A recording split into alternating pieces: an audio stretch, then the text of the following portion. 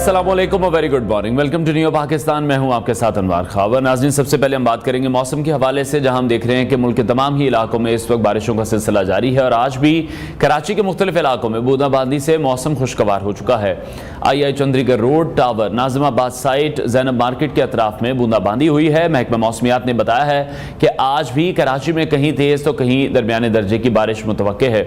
آئندہ 24 گھنٹوں کے دوران زیادہ سے زیادہ درجہ حرارت 32 ڈگری سینٹی گریڈ تک جانے کا امکان ہے۔ محکمہ موسمیات کے مطابق شہر قائد میں ہوا میں نمی کا تناسب 82% ہے۔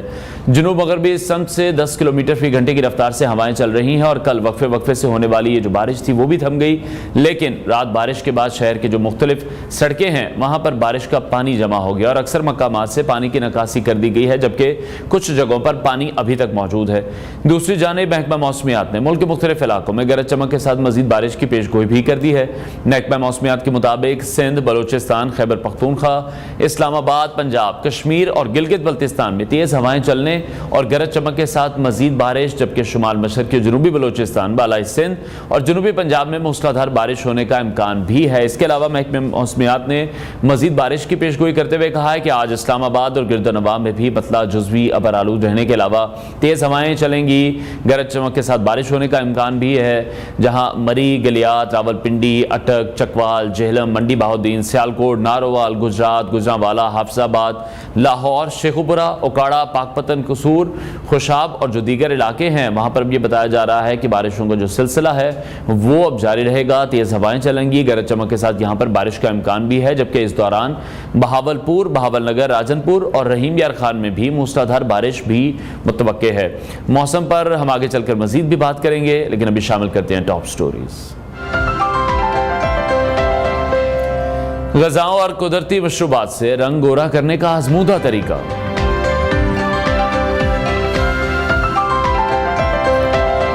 ایران 24 سے 48 گھنٹوں کے دوران اسرائیل پر حملہ کر سکتا ہے، امریکی وزیر خارجہ۔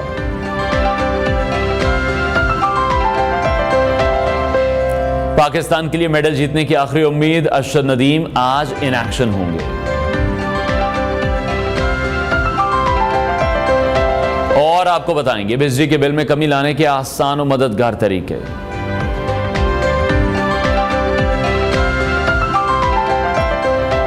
سب سے پہلے ہم بنگلہ دیش کی جو سچویشن تھی اس کو ڈسکس کریں گے۔ بنگلہ دیش میں کئی ہفتوں سے سرکاری ملازمتوں کے لیے کوٹا سسٹم کے خلاف ہونے والے جو شدید مظاہرے تھے اور پرتشدد احتجاج تھے، اس کے بعد وزیر اعظم حسینہ واجد نے استعفیٰ دے دیا ہے، جبکہ بنگلہ دیش کے آرمی چیف نے قوم سے خطاب کیا اور کہا کہ حکومتی سربراہ کے استعفے کی ہم تصدیق کرتے ہیں۔ ملک میں عبوری حکومت قائم کرنے کا انہوں نے اعلان بھی کر دیا ہے۔ بنگلہ دیش میں جاری حکومت مخالف مظاہروں میں جھڑپوں کے دوران مرنے والوں کی مجموعی تعداد 300 سے تجاوز کر چکی تھی۔ حسینہ واجد اور ان کی بہن وزیر اعظم کی سرکاری رہائش گاہ سے بھارت روانہ ہوئی۔ حسینہ واجد تقریر ریکارڈ کرنا چاہتی تھیں، لیکن انہیں ایسا کرنے کا موقع نہیں مل سکا۔ بعد ازاں بنگلہ دیش کے آرمی چیف نے قوم سے خطاب کرتے ہوئے کہا کہ بنگلہ دیش کو مخلوط حکومت کے ذریعے چلایا جائے گا، عوام کے جتنے بھی مطالبات ہیں وہ بھی تسلیم کیے جائیں گے۔ بنگلہ دیشی آرمی چیف نے مظاہروں کے دوران ہلاکتوں کی تحقیقات کا اعلان بھی کیا، اور جنرل وقار الزمان نے کہا کہ عوام فوج پر بھروسہ رکھیں، حالات بہتر ہو جائیں گے، ہم بنگلہ دیش میں امن واپس لے کر آئیں گے۔ انہوں نے سرکاری ٹیلی ویژن پر نشر قوم سے اپنے خطاب میں کہا کہ ہم ایک عبوری حکومت تشکیل دیں گے، جبکہ شیخ حسینہ واجد نے استعفیٰ دے دیا ہے۔ بنگلہ دیش کے ڈھاکہ ٹریبیون نے آرمی چیف کا حوالہ دیتے ہوئے رپورٹ کیا کہ تمام سیاسی جماعتوں کے ساتھ نتیجہ خیز بات چیت کے بعد ہم نے عبوری حکومت بنانے کا فیصلہ کیا ہے۔ ہم صورتحال کو حل کرنے کے لیے اب صدر محمد شہاب الدین سے بات کریں گے، جبکہ دوسری جانب مظاہرین نے وزیر اعظم شیخ حسینہ واجد کی رہائش گاہ پر دھاوا بول دیا، جس کے کچھ مناظر آپ اس وقت کی اسکرین پر بھی دیکھ رہے ہیں، جنہیں قابو کرنے کے لیے سڑکوں پر پولیس اور فوج کی بڑی تعداد موجود ہے۔ رپورٹس کے مطابق شیخ حسینہ واجد کے استعفے اور بھارت جانے کے بعد مظاہرین ان کی سرکاری رہائش گاہ میں گھس گئے، جہاں مظاہرین نے توڑ پھوڑ کی اور ان کا سامان بھی اٹھا کر لے گئے۔ اس کے علاوہ مظاہرین نے ڈھاکہ میں بنگلہ دیش کے بانی اور شیخ حسینہ کے والد شیخ مجیب الرحمان کے مجسموں کو بھی نقصان پہنچایا۔ اسی تمام صورتحال پر بات کرنے کے لیے ہمارے ساتھ موجود ہیں سابق سفیر ڈاکٹر جمیل احمد خان نے ہمیں جوائن کیا ہے۔ ڈاکٹر صاحب بہت شکریہ آپ کے وقت کے لیے۔ بنگلہ دیش کی تاریخ کی اگر ہم بات کریں تو کل ایک تاریخی دن بھی تھا، اس کے ساتھ ساتھ ایک خون ریز دن بھی تھا کل. استعفیٰ دینے کے ساتھ ساتھ وزیر اعظم کو ملک بھی چھوڑنا پڑ گیا. بڑی خراب سچویشن ہوگی, لیکن کہا یہ جا رہا ہے کہ جس طرح سے 3 ہفتوں سے یہ دیکھا جا رہا تھا طاقت کا استعمال کر کے ان تمام مظاہروں کو روکنے کی کوشش کی جا رہی تھی, جتنے لوگ ان مظاہروں میں جان سے گئے ہیں, یہ ایک مین وجہ بنی ہے, ٹرننگ پوائنٹ تھا کہ جو حکومت ہے اس کو پھر جانا پڑا اور شیخ حسینہ واجد کو ملک بھی چھوڑنا پڑ گیا. جی, یہ ایسے جب بھی حالات پیدا ہوتے ہیں, جس ملک میں بھی ایسے حالات پیدا ہوتے ہیں, وہاں ایک مجموعہ بن جاتا ہے اور مسائل کا منبع بن جاتا ہے, گریوانسز کا, قدورتوں کا منبع بن جاتا ہے. جب یہ ساری جمع ہو جاتی ہیں تو کوئی ایک چھوٹی وجہ تیلی لگا دیتی ہے اور وہ شعلہ بن جاتا ہے. مثال کے طور پر یہ کوٹا سسٹم سے معاملہ شروع ہوا, اسٹوڈنٹ سے معاملہ شروع ہوا, وہ معاملہ حل بھی ہو گیا سپریم کورٹ میں جا کے, سپریم کورٹ نے جو اسٹوڈنٹ چاہتے تھے وہ ہو گیا. اس کے بعد تھوڑا سا پاز آیا, لیکن ایک مومنٹم ڈیولپ ہو گئی تھی, اور ایک 17 سال کی جو آٹوکریٹک گورنمنٹ تھی حسینہ واجد کی, اس 17 سال کے آٹوکریٹک گورنمنٹ میں کیا کیا ہوا. نمبر 1, لوگوں کو گرفتار کیا گیا, لوگوں کو بغیر کرمنل جسٹس سسٹم میں لائے بغیر لوگوں کو جو ہے پابند سلاسل رکھا گیا, لوگوں کو نوکریاں اپنے اپنے چہیتوں کو دی گئیں, اور پیسے اپنے اپنے پارٹی کے چہیتوں نے بنائی. آپ اندازہ کریں کہ چند دن پہلے جب اسٹوڈنٹس باہر نکلے تو عوامی لیگ کے جو اسٹوڈنٹ ونگ ہے وہ پولیس کے ساتھ مل کے اور فوج کے ساتھ مل کے انہوں نے چڑھائی کر دی. جو مظاہرین تھے 200 آدمی ایک گو میں, ایک مرتبہ میں وہ جاں بحق ہو گئے. پھر جو 2 دن پہلے شروع ہوا تو 100 افراد اس میں, لیکن اس میں جان اور طاقت اس طرح آئی کہ وہ کہتے ہیں نا کہ میں تو تنہا ہی نکلا تھا جانب منزل, مگر اسٹوڈنٹ تنہا ہی نکلے تھے جانب منزل, مگر لوگ ملتے گئے اور قافلہ بنتا گیا. تو لوگوں کا ایک سمندر بن گیا. وہ لوگوں کا جو سمندر بن گیا تو اس میں پھر جو جس گروہ اور جس معاملے میں جو قدورتیں تھیں وہ سامنے آنا شروع ہو گئی. ان قدورتوں کو آپ نے دیکھا کہ آتش گیر کیا مادہ بھی استعمال کیا گیا, پھر لوگوں کے گھر جلائے گئے. حسینہ واجد کے گھر میں گھس کے جس کو مرغی ملی وہ مرغی نکال کے, جس کو بطخ ملی, جس کو بکری ملی, جس کو فرنیچر ملا, جس کو کتاب ملی. ایسا لگتا تھا کہ چلے لوگوں کو اس کی ضرورت ہو یا نہ ہو, لیکن لوگ سمجھتے تھے کہ بس حسینہ واجد کی چیز ہے, چاہے کتاب ہی کیوں نہ مل جائے لے جاؤ. تو یہ غم و غصہ کا اظہار ہوتا ہے. 2 سال قبل سری لنکا میں بھی ایسے ہی ہوا تھا, 2 سال بعد بنگلہ دیش میں اسی تاریخ کو تقریباً ویسا ہی ہو گیا. اب رہا سوال کہ ایسا کیوں ہوا, کیونکہ حسینہ واجد نے تو بنگلہ دیش کی قسمت بدل دی. ان کے فارن ریزرو بڑھ گئے, ان کے ایکسپورٹ بڑھ گیا, ان کے پیسے, ان کی ترقی ساری بڑھ گئی. لیکن وہ جو کہتے ہیں نا کہ افکار کو پابند سلاسل جو کرو گے تصویر کے چلمن سے زیاں آتی رہے گی. تو کیونکہ لوگوں کو دبایا گیا تھا, ان کی آواز کو دبایا گیا تھا, فریڈم آف اسپیچ اور فریڈم آف اسمبلی کو دبایا گیا تھا.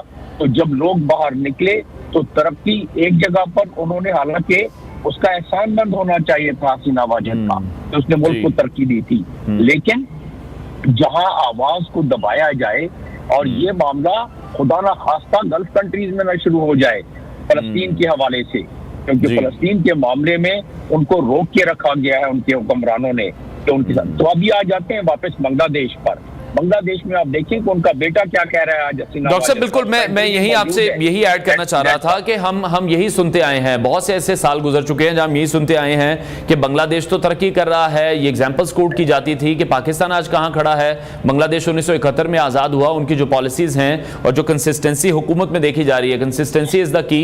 17 سال سے حکومت چل رہی تھی, لیکن پھر ہم نے دیکھا کہ لوگ اس حکومت کے پالیسیز کے بہت زیادہ خلاف تھے, اور پھر وہ اتنے خلاف نظر آئے طرز حکمرانی سے جتنا وہ تنگ تھے کہ بالآخر پھر حکومت کو رخصت ہی ہونا پڑ گیا. آپ اندازہ کریں کہ دنیا میں تقریباً 10 ایسے ممالک ہیں جن کی کے پچھلے 2 دہائیوں میں اسٹوڈنٹ نکلے, لوگ ان کے ساتھ مل گئے اور وہ حکومتیں ان کو چھٹی کرا دی, وہاں سے ان کے وہاں کے حکمرانوں کی چھٹی کرا دی. یہ 20 سال میں کوئی تقریباً 10 ایسے ممالک ہیں. یوگوسلاویا ہے, انڈونیشیا ہے, برازیل ہے, اس کے علاوہ اور کچھ 7 ممالک ہیں, اس میں ایسا ہی ہوا. تو ایک جو مینٹالٹی جب بہت ساری, جیسے میں بتا رہا تھا مسائل کا جب ایک منبع جمع ہو جائے، لوگوں کے دل حکمرانوں سے خراب ہونا شروع ہو جائے، تو ایسے حالات کے لیے ایک تھوڑی سی تیلی کی ضرورت ہوتی ہے۔ تو بنگلہ دیش میں میں ایک بڑی امپورٹنٹ بات کرنا چاہتا ہوں، آپ نے ترقی کی بات کی، آج حسینہ واجد کا بیٹا جو آئی ٹی کا ان کا ایڈوائزر بھی تھا، آج وہ کیا انٹرویو دے رہا ہے، وہ کہہ رہا ہے میری والدہ نے تو اتنی ترقی کی، احسان مند ہونا چاہیے، لیکن اب بھگتو بنگلہ دیشیوں، اب تو ہماری حکمرانی تو نہیں ہے، لیکن اب بنگلہ دیش پاکستان جیسا ہو جائے گا۔ مجھے بڑا افسوس ہوا یہ سن کر کہ وہ یہ سمجھتا ہے اس کا بیٹا، کیونکہ وہ تو ازل سے ہی پاکستان کے خلاف رہے ہیں نا، ان کے والد سے لے کے حسینہ واجد سے لے کے سارے لوگ، تو اس نے یہ بیان ابھی کچھ لمحے پہلے اپنا انٹرویو دے رہا تھا ان کا بیٹا، اور کہتا ہے اب کہ جی اب تو انڈیا میں بیٹھ کے انٹرویو دے رہا ہے، کہتا ہے کہ اب تو بنگلہ دیش میں ہم تو انڈیا کے ساتھ ہماری اتنی زیادہ کولیبریشن تھی، اور اب پاکستان جو ہے اس کا انفلوئنس بنگلہ دیش میں ہو جائے گا، اور بنگلہ دیش میں بھی ویسے۔ تو اس قسم کی باتوں سے لوگوں کو ورغلانے کی کوشش کی جا رہی ہے۔ حسینہ واجد تو اتر گئی وہاں بنگلہ دیش میں، آپ اندازہ کریں کہ ان کو اگلے ملک میں جانے کے لیے تھوڑی سی دشواری اس لیے ہو رہی، کافی دشواری ہو رہی ہے۔ یوکے میں مثال کے طور پر ابھی پتہ پڑ جائے گا آج کہ وہ لوگ دوسرے ممالک بھی اس لیے ریلیکٹنٹ ہوں گے کہ کیونکہ یہ 300 افراد جہاں بات ہوئے بڑے قلیل وقت میں، اس دوران میں یونائٹڈ نیشنز کا بیان آیا، ہیومن رائٹ یونائٹڈ نیشنز کا بیان آیا، کچھ ملکوں کا آیا کہ لوگوں سے یہ ہیومن رائٹ وائلیشن نہ کی جائے۔ تو اب ڈیمانڈ یہ جا رہی ہے، یونائٹڈ نیشنز کے ابھی اسپوکس پرسن نے بیان دیا ہے کل شام کو ہمارے وقت کے مطابق کہ یہ تو اب اکاؤنٹیبلٹی ہونی چاہیے حسینہ واجد کی کہ ایسا کیوں، اور ان کے پارٹی ممبر کے دیکھیں کہ لوگوں کا غم و غصہ کیسے ہوتا ہے کہ بنگلہ دیش کا کرکٹ کا کیپٹن جو ہیرو تھا، کیونکہ وہ ایک پارلیمنٹ کا ممبر تھا، اس کا گھر صبح سویرے تقریباً 9 ساڑھے 9 بجے جلا دیا اس کا گھر بنگلہ دیش کے مطابق، اور وہاں شعلے نکل رہے تھے اس کے گھر سے۔ تو لوگ ابھی وہاں جو انٹرم گورنمنٹ آئی ہے، ایک بڑی خوبصورت بات، اور بنگلہ دیشیوں کو میں داد دیتا ہوں، اور بنگلہ دیش میں وہاں جس طریقے سے سنبھالا ہے وہاں کے لوگوں نے، اپوزیشن پارٹی کے خالدہ ضیاء کو صدر نے اپنے اسپیشل اختیارات کرتے ہوئے رہا کر دیا۔ فوج کے کمانڈر کو آپ دیکھیں کہ اس نے ایک ایسی، مطلب ویسے تو سیاستدانوں کے ساتھ مل کر ایسی گورنمنٹ بنائی ہے کہ آدمی کا جس سمجھتا ہے کہ پوری دنیا میں اپنا ایک امیج بڑھا لیا ہے۔ وہ کس طرح کے ٹیکنوکریٹس کی 18 ممبرز کی انٹرم گورنمنٹ بنا دی، جس میں نوبل پرائز ہولڈر جو وہاں کے جنہوں نے برہمن بینک میں بنایا ہے، اور 2 وائس چانسلرز کو رکھے ہیں، ایک فارمر آئی جی کو، 3 سیکٹریز کو رکھا ہے، گورنر بینک اسٹیٹ بینک کو، ان کا اپنا جو بنگلہ دیش کا بینک ہے اس کو رکھا ہے، ڈاکٹرز کو رکھا ہے، پی ایچ ڈی لوگوں کو رکھا ہے۔ آپ ہماری بدقسمتی دیکھیں کہ ہماری جب بھی گورنمنٹ بنتی ہیں تو آپ کو پی ایچ ڈی کو ڈھونڈنے سے ہی ایک آدھ ملے گا، نہ کوئی پی ایچ ڈی نہ کوئی اس قسم کا کمبینیشن۔ ابھی محسوس ہوتا ہے کہ بنگلہ دیش کے لوگوں میں اتنا شعور آ گیا ہے کہ انہوں نے انٹرم گورنمنٹ سے ہی دنیا کو بتا دیا کہ بھئی ہم اپنی ترقی کی راہ پر گامزن رہنا چاہتے ہیں۔ ٹھیک ہے ڈاکٹر صاحب، کچھ چابگوئیاں یہ بھی ہو رہی ہیں کہ جو بھارتی خفیہ ایجنسی ہیں ان کے ملوث ہونے کے بھی کچھ خدشات دکھائی دے رہے ہیں، جتنے بھی یہ مظاہرے ہوئے ہیں، اور یہ بھی کہا جا رہا ہے کہ جو بنگلہ دیشی فوج ہے وہ بھی کہیں نہ کہیں ملوث رہی ہے، سپورٹ کرتی رہی ہے ان تمام سٹوڈنٹس کو بھی، جس کی وجہ سے حالات یہاں تک پہنچے ہیں۔ جو بری حکومت بنگلہ دیش کی طرف سے ابھی بنائی گئی ہے، ملٹری جو ان کے آرمی چیف تھے انہوں نے جب کل تقریر بھی کی ہے، خطاب بھی کیا ہے اپنی عوام سے، امریکہ نے بری حکومت کا خیر مقدم کیا ہے، حالانکہ امریکہ تو جمہوریت کا حامی ہمیشہ سے رہا ہے، اس کی مخالفت نہیں کی انہوں نے۔ جی ہاں، اور یہ انڈیا کے حوالے سے کل میں 3-4 پروگراموں میں بات کر چکا ہوں کہ حسینہ واجد نے انڈین انٹیلیجنس کی، یہ جو ابھی جو 200 آدمی جاں بحق ہوئے ہیں، وہ انڈین انٹیلیجنس کی مدد حاصل اس لیے کی، اور وہاں کچھ ایسے شواہد مل رہے ہیں اور رپورٹ مل رہی ہیں کہ جس میں انڈیا کے انٹیلیجنس نے وہی حربے اختیار کرنا شروع کیے جو انہوں نے کشمیر میں حربے اختیار کیے تھے، مطلب وہی ظلم و تعدی اور جبر و ستم کا سلسلہ۔ تو لوگ اس سے اور زیادہ بکھر گئے، اس سے حسینہ واجد کی حکومت بچی نہیں، بلکہ انسانوں کا جہاں سمندر نکل آئے۔ تاریخ نے ثابت کیا ہے، میں نے ابھی آپ کو بتایا کہ تقریباً 10 ممالک پچھلے 20 سالوں میں ایسا ہوا ہے تو جہاں لوگوں کے ذہنوں میں بہت ساری گریوان سے بہت ساری شکایات بڑھ جائیں تو وہاں ایسے ہی ہوتا ہے، چاہے آپ انڈیا کی انٹیلیجنس بلا لیں یا کہیں اور سے مدد لے لیں، لیکن جب انسانوں کا سمندر آتا ہے اس کو دیکھ کے پھر ظاہر ہے ان کی ہمتیں پست ہو جاتی ہیں جو حکمران ہے. اور یہی حسینہ واجد کے ساتھ ہوا ہے کہ اپنی آخری تقریر بھی نہیں کر سکی، اپنے جو ساز و سامان کیش بھی نہیں اٹھا سکی، لوگوں کو کیش بھی وہاں سے ملے ہیں. تو ایسا ہوتا ہے اگر اتھارٹیرین رجیم ہو اور 17 سال تک ہو، 17 سال تک وہی ڈگر کہ اپوزیشن کو 1.6% ووٹ ملے اور رولنگ پارٹی کو 98% اور 97% ووٹ ملے. تو ایسی صورت میں تو، اور اب دنیا کیا کہہ رہی ہے کہ الیکشن ہوئے تو اس میں بھی حسینہ واجد نے ایسے حربے اختیار کیے جو کہ اپوزیشن کو بالکل زمین پر لٹانے والی بات. تو یہ بھی دنیا بھی اسی کرٹیسزم کے ساتھ ساتھ آگے چل رہی ہے. ٹھیک ہے. اس معاملے میں ہوتا یہ ہے کہ دنیا جی دنیا ساری اس چیزوں پر نظر رکھتی ہے. اور اب دیکھیں اس کو حسینہ واجد کو دشواری ہو رہی ہے پولیٹیکل اسائلم میں. انڈیا سوچ رہا ہے کہ بھائی ہم نے تو جو ہے ریلیشنز رکھنے ہیں، ہم نے بنگلہ دیش کو ہاتھ سے نہیں کھونا ہے ورنہ چائنا لے جائے گا. ابھی چائنا اور انڈیا کا کمپٹیشن پہلے ہی چل رہا تھا، اب بہت تیز ہو گیا ہے بنگلہ دیش میں کہ کس کا انفلوئنس رہے گا. جیسے کہ مالدیو میں چائنا نے بنگلہ دیش کی فوجیں میں نکلوا دی، مطلب چائنا کے انفلوئنس کی وجہ سے بنگلہ دیش کی ادھر 198 کے قریب فوج تھے، ان کو انہوں نے نکلوا دیا کہ بھئی آپ ادھر سے نکلو، مطلب وہاں کے صدر نے کہا. تو یہ جو جس طرح چائنا نے وہاں BRI کے پروجیکٹ بنگلہ دیش میں شروع کیے تھے، تو ابھی حسینہ واجد گئی تھی چائنا میں تو 1 بلین انہوں نے مانگا. تو وہاں جو بھی بات ہوئی ہوگی تو پھر وہ آ کے انڈیا سے انہوں نے کہنا شروع کر دیا کہ جو ہم پل بنا رہے ہیں اس پل کے لیے آپ ہمیں پیسے دے دیں. اور انڈیا اس پر بھی سوچ بچار کر رہا تھا، لیکن اس سے پہلے ہی یہ حالات پیدا ہوئے. ٹھیک ہے. اچھا، دوسری طرف بھائی ہم دیکھ رہے ہیں کہ جو پولیس اور فوج ہیں وہ حالات کنٹرول کرنے میں ابھی بھی ناکام دکھائی دے رہے ہیں. احتجاج ابھی تک ختم نہیں ہوا ہے. عوامی لیگ کے لیے عوام میں اس وقت بہت زیادہ غصہ بھی دیکھ رہے ہیں. جہاں وہ حکمران رہنما جو ہیں وہاں پر حکمران جماعت کے رہنما ہیں وہ بھی بھاگنے کی تیاریوں میں مصروف دکھائی دے رہے ہیں. آپ کو لگتا ہے اب یہ احتجاج تھم جائے گا یا ابھی مزید بڑھے گا؟ نہیں، احتجاج تو خیر تھم جائے گا اور بلکہ تھمنا شروع ہو گیا ہے.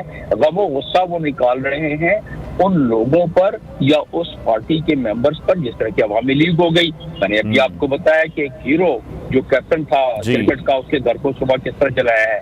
ان کا بیٹا کیا کہہ رہا ہے حسینہ واجد کا، یا ابھی ہمیں فکر یہ ہے کہ ہمارے جتنے بھی ممبر ہیں یا پارٹی کے یا کیبنٹ کے، ان کی جانوں کو کس طرح بچایا جائے.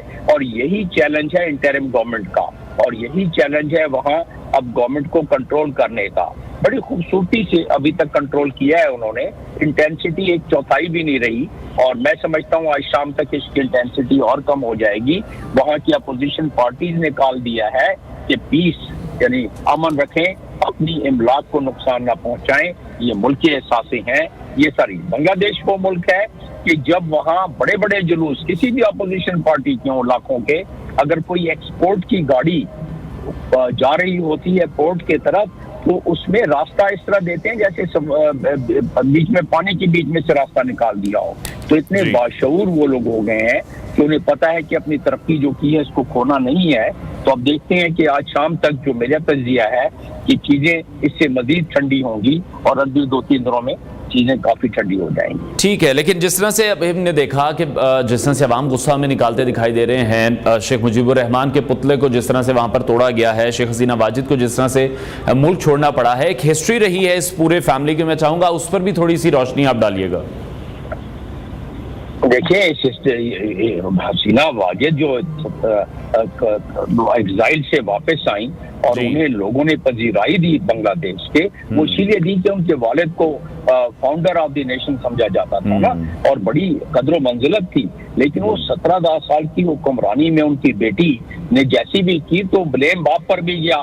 اور آج یہ صورتحال ہے کہ جس طرح صدام کے مجسمے کو جس طرح تذلیل کے ساتھ اس کی گرایا گیا اور توڑا گیا، آج وہی سین دیکھنے کو آ رہے ہیں۔ اگر آپ ان سین کو رکھیں جس طرح لوگ چڑھ کے مجسمے پہ جوتے مار رہے ہیں اور اس کو توڑ رہے ہیں، آپ صدام والی جس طرح رسا ڈال کے جب اس کو کھینچ رہے تھے اس سے ذرا ملائیں تو آپ کو بہت ساری چیزیں ملتی جلتی نظر آئیں گی۔ تو یہ موب مینٹیلٹی ہوتی ہے دراصل، جب موب دیکھتا ہے کہ یہ جو اتنا عرصہ بربریت جاری رہی ہے تو اس کا غصہ آپ اندازہ کریں۔ یہ مجھے بھی تعجب ہو رہا ہے کہ جس کو وہ سمجھتے تھے کہ ان کا فاؤنڈر فادر ہے، اس کے ساتھ اس کے اسٹیچو کی غم و غصہ کا اظہار ہوتا ہے۔ اگر ان کی بیٹی نہیں ہوتی، اگر یہ ہیریڈیٹری پالیٹکس نہیں ہوتی، وراثت والی پالیٹکس نہ ہوتی، تو اس مجسمے کی یہ بے حرمتی نہ کی جاتی۔ ٹھیک ہے، بہت شکریہ۔ سابق سفیر ڈاکٹر جمیل احمد خان ہمارے ساتھ ان کانورسیشن تھے۔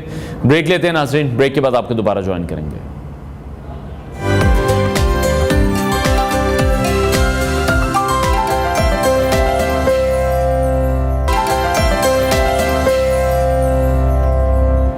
Welcome back to new Pakistan. امریکی وزیر خارجہ اینٹونی بلنکن نے خبردار کیا ہے کہ ایران اور ایرانی حمایت یافتہ گروپ حزب اللہ 24 سے 48 گھنٹوں کے دوران اسرائیل پر حملہ کر سکتے ہیں۔ تاہم واشنگٹن کے پاس یہ اطلاعات نہیں ہے کہ یہ حملہ کس وقت اور کس طرح سے کیا جائے گا۔ غیر ملکی خبر رساں ادارے الجزیرہ کی رپورٹ کے مطابق امریکی ویب سائٹ نے مشرق وسطی میں علاقۂ جنگ بڑھنے کے خدشات کے تناظر میں ایک غیر مصدقہ رپورٹ جاری کی ہے۔ ایران اور ایرانی حمایت یافتہ عسکری گروپ حزب اللہ نے فلسطین کی مزاحمتی تنظیم حماس کے شہید سربراہ اسماعیل ہنیہ اور حزب اللہ کے اعلیٰ فوجی کمانڈر فواد شکر کی شہادت کا بدلہ لینے کا عہد کیا ہے۔ امریکی ویب سائٹ نے 3 نامعلوم ذرائع کا حوالہ دیتے ہوئے کہا کہ امریکی وزیر خارجہ اینٹونی بلنکن نے ایک کانفرنس کال میں G7 کے نمائندوں کو بتایا ہے کہ ایران اور حزب اللہ پیر کے روز اسرائیل پر حملہ کر سکتے ہیں۔ رپورٹ کے مطابق ذرائع بتا رہے ہیں کہ اینٹونی بلنکن نے کہا ہے کہ امریکہ کا ماننا ہے کہ ایران اور حزب اللہ دونوں بدلہ لیں گے، تاہم واشنگٹن کے پاس یہ اطلاع تو نہیں ہے کہ حملہ کس وقت اور کس طرح سے کیا جائے گا۔ امریکی وزیر خارجہ نے G7 کے ہم منصب کو بتایا ہے کہ امریکہ ایران اور حزب اللہ کو اپنے حملوں کو محدود کرنے اور کسی بھی اسرائیلی رد عمل روکنے کے لیے قائل کر کے کشیدگی کم کرنے کے لیے پر امید ہے۔ انہوں نے دیگر وزراء خارجہ کو بھی تینوں ممالک پر سفارتی دباؤ بڑھانے پر زور دیا ہے۔ دوسری جانب G7 ممالک جن میں امریکہ، Canada, France, Germany, Italy, Japan اور برطانیہ ہے، ان تمام ممالک نے بیان بھی جاری کیا ہے جس میں مشرق وسطی میں بڑھتی ہوئی کشیدگی پر تشویش کا اظہار کیا گیا ہے۔ انہوں نے تمام سٹیک ہولڈر سے تحمل کا مظاہرہ کرنے کا مطالبہ کرتے ہوئے کہا کہ کوئی بھی ملک یا قوم مزید کشیدگی سے فائدہ نہیں اٹھا سکے گا۔ اسی صورتحال پر بات کرنے کے لیے ہمارے ساتھ موجود ہیں ماہر امور مشرق وسطی منصور جعفر صاحب۔ منصور صاحب بہت شکریہ آپ کے وقت کے لیے۔ سب سے پہلے میں یہ جاننا چاہوں گا کہ تنقید پہلے بھی ایران پر یہی ہوئی تھی کہ جب بھی وہ ریٹیلیٹ کرتے ہیں اس سے پہلے خبردار کر دیتے ہیں یا امریکہ خبردار کر دیتا ہے، تو آپ کو یہ سچویشن اب کس طرح سے دکھائی دے رہی ہے؟ جی بہت شکریہ جی۔ دیکھیں جی، یہ جو گزشتہ 10 ماہ سے غزہ پر جنگ جاری تھی، اس جنگ کے ہر مرحلے پر جو ہے اسی نوعیت کی کال جو ہیں وہ کبھی اقوام متحدہ کے فورم سے آتی رہی ہیں، کبھی دیگر فورم سے آتی رہی ہیں، لیکن اسرائیل اور اس کے سرپرست امریکہ نے جو ہے ان کالز پر کبھی کوئی کان نہیں دھرے۔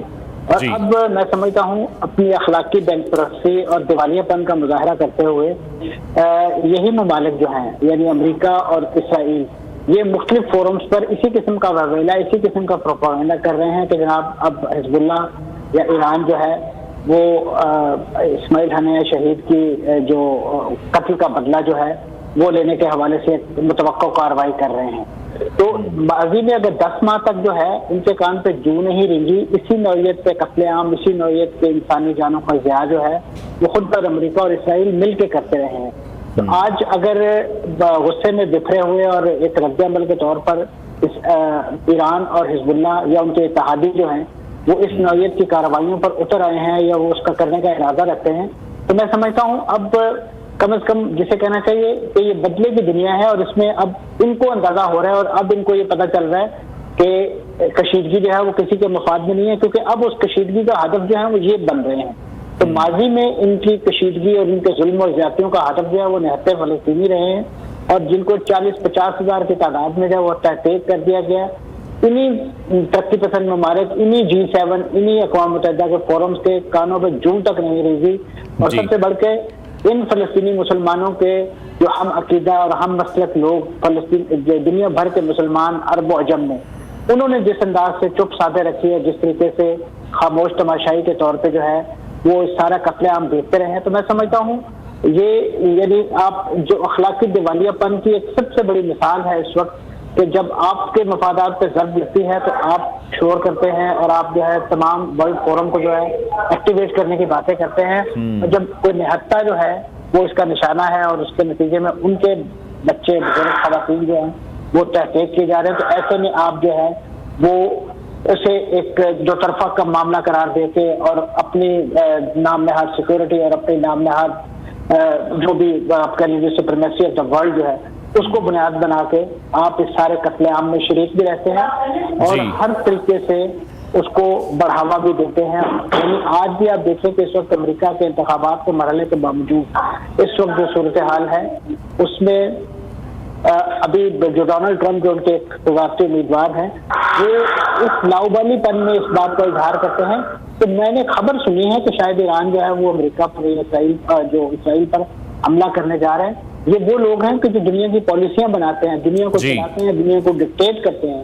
ان کے لاؤبالی پن کا کہ انہیں یہ نہیں معلوم کہ ان کے امریکہ اور ان کے جو پالک اسرائیل نے کتنا بڑا جرم جو ہے وہ کیسے کسی ملک کی سوورینٹی کو وائلیٹ کیا ہے, اس کی سرزمین پہ جا کے ان کے اسٹیٹ گیسٹ کو جو ہے وہ نشانہ بنایا اور ایک ایسے فرد کو نشانہ بنایا کہ جو خود اسرائیلیوں کے یرغمالیوں کی رہائی اور خاص طور پہ غزہ کے اندر جنگ بندی کے حوالے سے ایک سیاسی اور سفارتی مذاکراتی عمل کو ہیڈ کر رہے تھے اور ان کو آپ نے تحقیق کر دیا اور آپ نے یہ بتا دیا کہ آپ مذاکرات میں یقین نہیں رکھتے, آپ صرف اور صرف طاقت جھونس دھاندلی اس میں یقین رکھتے ہیں. اور یہی وجہ ہے کہ آپ نے اپنی ملٹری مائٹ جو ہے اس کا ہر پلیٹ فارم پہ اظہار کیا, ہر مرحلے پہ اظہار کیا. آج بھی اس کشیدگی کے جلاؤ میں ہمیں اس وقت جو بحرہ بردار جو جہاز بردار بیڑے ہیں امریکہ کے ان کی نقل و حرکت دکھائی دے رہی ہے, بجائے اس کے کہ جو سفارتی چینل جس کے بارے میں آپ وہ شور مچا رہے ہیں انہیں ایکٹیویٹ کیا جائے, وہاں پہ بیٹھ کے بات کی جائے. تو آج بھی وہ اسی طریقے سے اپنے لیکن منصور صاحب آپ پھر کس طرح سے دیکھ رہے ہیں جہاں ہم دیکھ رہے ہیں ایک طرف G7 ممالک ہیں جن میں امریکہ ہے, کینیڈا ہے, فرانس ہے, جرمنی, اٹلی, جاپان, برطانیہ ہے, یہ ایک بیان جاری کر دیتے ہیں کہ مشرق وسطیٰ میں بڑھتی ہوئی کشیدگی پر انہیں تشویش کا اظہار ہے. دوسری طرف غزہ میں لوگوں کو شہید کیا جا رہا ہے. OIC کے 57 ممالک ہیں, ان میں یہ اتفاق, ان میں یہ اتحاد, ان میں یہ گانگت کیوں نہیں ہے؟ دیکھیں جی اب وہ کہتے ہیں نا کہ تمام حجت کے لیے کل جو ہے OIC کا اجلاس بلایا گیا ہے, ہنگامی اجلاس بلوایا گیا ہے. ایک تو ہماری OIC جو ہے اس کے ہنگامی اجلاس بھی 3 ماہ سے پہلے منعقد نہیں ہوتے, یا تقریباً جب تک 30-40 ہزار فلسطینی یا دیگر ملکوں میں مظلوم مسلمان عوام جو ہے وہ جب تک خون میں نہیں نہائے جاتے اس وقت ہماری OIC کے کانوں پہ جھوٹ نہیں رہتی. اب یہ دیکھنا یہ ہے کہ OIC جو ہے وہ ان G7 کے ممالک کی طرف سے جو تشویش ظاہر کی گئی ہے, جو چیزوں کو جو جنگ کی راہ میں بند باندھنے کے حوالے سے جو کالز ہیں اس میں کتنا بلند آہن اپنا بیانیہ جو ہے وہ سامنے لے کے آتی ہے. اگر تو اس سے مراد یہی ہے کہ جس طریقے سے ماضی میں وہ نشستن برخاستن والی بات اور 1-2 قراردادیں جو ہیں وہ پاس کرنے کے بعد دنیا سے یہ امید رکھیں اور خاص طور پہ امریکہ اور اسرائیل جیسے جارے ملکوں سے کہ وہ فلسطینیوں کا قتل عام بند کر دیں گے, تو میں سمجھتا ہوں اس وقت OIC کے پلیٹ فارم کو کوئی راست اقدام جو ہے اسرائیل اور امریکہ خلاف اس کے بارے میں بات کرنی چاہیے کہ جس طریقے سے اگر ان کے پاس کوئی قوت نافذہ ہے یا نہیں ہے تو اس کا اظہار کرنے کا میں سمجھتا ہوں یہ سب سے اہم موقع ہے کہ آج فلسطینی جس انداز سے تحقیق کیے جا رہے ہیں, بچے, خواتین, اور جس انداز سے ان پر عرصہ ہے تنگ کر دیا گیا ہے, ان کی امداد کے تمام سوتے جو ہے وہ خشک کر دیے گئے ہیں, تمام قانونی ذرائع جو ہیں ان کے لیے نقل و حرکت کے وہ بند ہیں,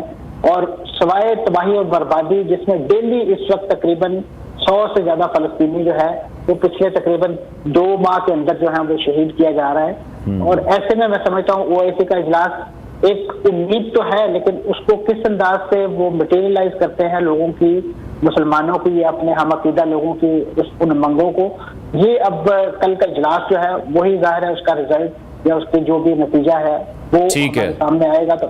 تو منصور صاحب آپ کس طرح سے دیکھ رہے ہیں ایران, اب آپ کو کیا لگ رہا ہے کہ اس نوعیت کا جواب دے سکتا ہے؟ کیونکہ جب ایران جواب دے گا تو یہ اسرائیل کی طرف سے بھی کہا گیا ہے کہ وہ بھی پھر اٹیک کریں گے, کیونکہ ایران کے لیے کافی ایمبیرسنگ سچویشن رہی ہے, بڑی مشکل سچویشن رہی ہے.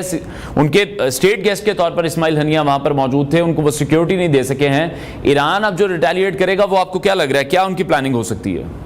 دیکھیے جی, جہاں تک ایران کے جو اس رد عمل کا تعلق ہے تو جو چیزیں اس وقت جو ورلڈ سینیریو پر میں دیکھنے کو مل رہی ہیں ماضی میں بھی آپ کے علم میں ہوگا کہ ابھی ایران نے براہ راست حملہ کرنے میں کچھ تاخیر کی تھی جب ان کے قاسم سلیمانی صاحب کو شہید کیا گیا تھا، اس کے بعد ان کی جو شام کے اندر جو قونصل خانے پر حملہ کیا گیا تھا، تو ان تمام رد عمل کو انہوں نے تھوڑا سا ڈیلے کیا تھا.